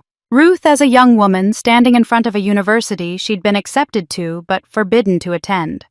The determination in her eyes, even knowing she'd never walk through those doors as a student. Her letter had reshaped everything for me. I couldn't break free in my time, but I could plant seeds for those who came after. The greatest gift you can give to people who love control is the example of a life well lived without them. I'd read those words dozens of times now, but they still carried weight. She'd understood that freedom wasn't just about individual escape, it was about breaking cycles, about being the generation that refused to pass trauma forward. "You don't owe them victory in their war," she'd written. "You owe yourself peace in your truth." I took the photograph to work the next day and placed it in a simple frame on my desk, positioned so I'd see it every time I looked up from my computer. My grandmother at 20 holding dreams she'd never be allowed to pursue. Catherine at 70 having pursued hers despite the cost. And me at 36 finally understanding that their struggles had made my freedom possible. The patterns that broke my grandmother, that isolated Catherine, that nearly destroyed me, they stopped here. The next generation of daughters in our family would grow up knowing different possibilities. They'd know about the aunt who left and thrived. They'd know about the cousin who set boundaries and survived. They'd have examples that proved independence wasn't betrayal, that choosing yourself wasn't selfishness, that family love doesn't require self-erasure. My grandmother's final words came back to me as I sat in my office, in my own apartment, in my own life. Boundaries aren't walls that keep love out. They're the foundations that let real love grow. If they truly love you, they'll learn to love you free. If they can't, then what they loved was never you, it was their power over you. I didn't know if my mother would learn to love me free. I didn't know if our once yearly meals would evolve into something warmer, or remain exactly as bounded as they started. What I knew was that her journey wasn't my responsibility. My responsibility was to live well, to build something true, to be the example my grandmother couldn't be, and Catherine had to fight alone to become. Freedom, I'd learned, was a legacy passed forward, not backward. And sometimes the most loving thing you could do was refuse to repeat the patterns that broke those who came before you. I looked at my grandmother's photograph one more time, then turned back to my computer where a new project proposal waited. Outside my office window, the city stretched out in afternoon light. Somewhere in it, my family was learning to live with consequences. Somewhere in it, other daughters were fighting their own battles for autonomy. And here in this office I'd earned, in this life I'd chosen, I was finally completely free. And that's where Olivia's story brings us today. 36 years old, sitting in an office she earned through her own merit, looking at a photograph of the grandmother who planted seeds of freedom she'd never see bloom. It's a story about breaking cycles, about recognizing that sometimes the people who claim to love us most are the ones who need us to stay small so they can feel big. It's about understanding that real love doesn't require you to diminish yourself to make others comfortable. I want you to think about something for a moment. How many times in your own life have you backed down from something you wanted because it would upset family dynamics? How many opportunities have you let slip away because pursuing them would have been seen as selfish or ungrateful? How many times have you made yourself smaller to keep the peace? Olivia's story isn't just about one woman escaping a controlling family. It's about a pattern that repeats across generations, across cultures, across time. It's about the invisible expectations placed on daughters, the quiet ways autonomy gets stolen in the name of protection, and the courage it takes to say enough is enough. What strikes me most about this story is that Olivia's family didn't see themselves as villains. Margaret genuinely believed she was protecting her daughter from making the same mistake her sister Catherine had made. Olivia's father truly thought he was exercising appropriate parental authority. Rachel honestly didn't understand why her sister was making such a big deal out of everything. They were operating from their own wounds, their own fears, their own understanding of what family should be. But intention doesn't erase impact. Good intentions wrapped around controlling behavior are still controlling behavior. Love that requires you to give up your dreams isn't love, it's possession. And families that can't celebrate your independence without feeling threatened aren't offering belonging. They're offering captivity dressed as care. The most powerful moment in Olivia's journey to me wasn't when she got the job or when she confronted her family at the anniversary party. It was when she sat alone in that borrowed apartment holding her phone ready to surrender and chose not to.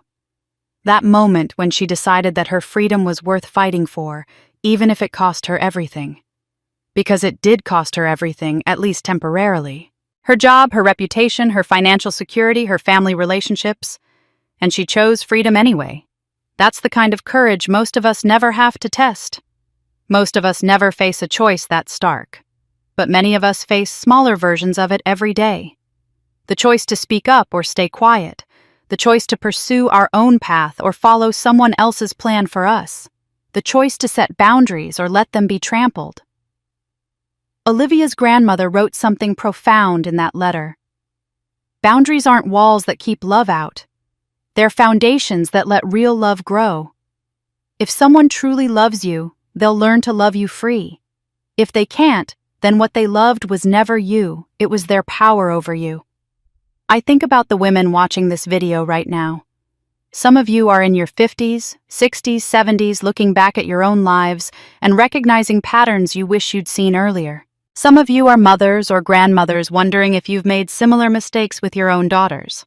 Some of you are in the middle of your own version of Olivia's battle trying to figure out if you're being unreasonable or if what you're experiencing is real. Let me say this clearly. If your family's love comes with conditions that require you to stay small, stay dependent, or stay under their control, those aren't reasonable conditions. You're not imagining it. You're not being dramatic. You're not ungrateful for wanting autonomy over your own life. And if you're a mother watching this recognizing uncomfortable truths about how you've treated your own daughter, there's still time. Margaret's partial acknowledgement came late, but it came. The relationship she has with Olivia now isn't what she wanted, but it's honest. And honesty, even painful honesty, is better than the illusion of closeness built on control. Now I want to hear from you because your stories matter just as much as Olivia's. Have you experienced something similar in your own family? Have you had to set boundaries that others saw as betrayal? Have you been the parent who had to learn to let go? Or are you still in the middle of figuring out where love ends and control begins?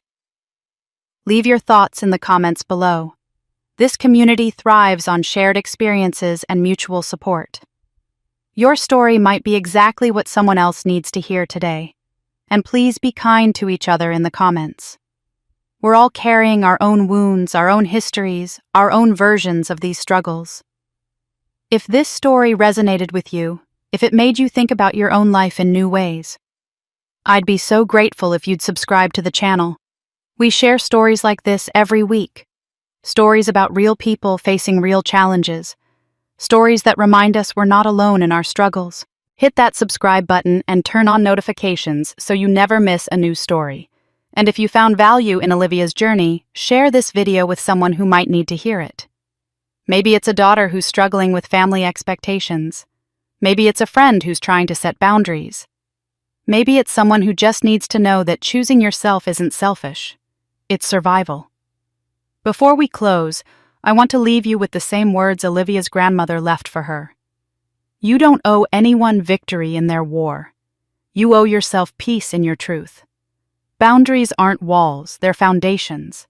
And freedom is a legacy we pass forward by refusing to repeat the patterns that broke those who came before us. Thank you for being here.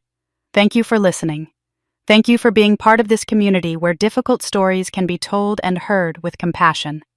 I'll see you in the next video.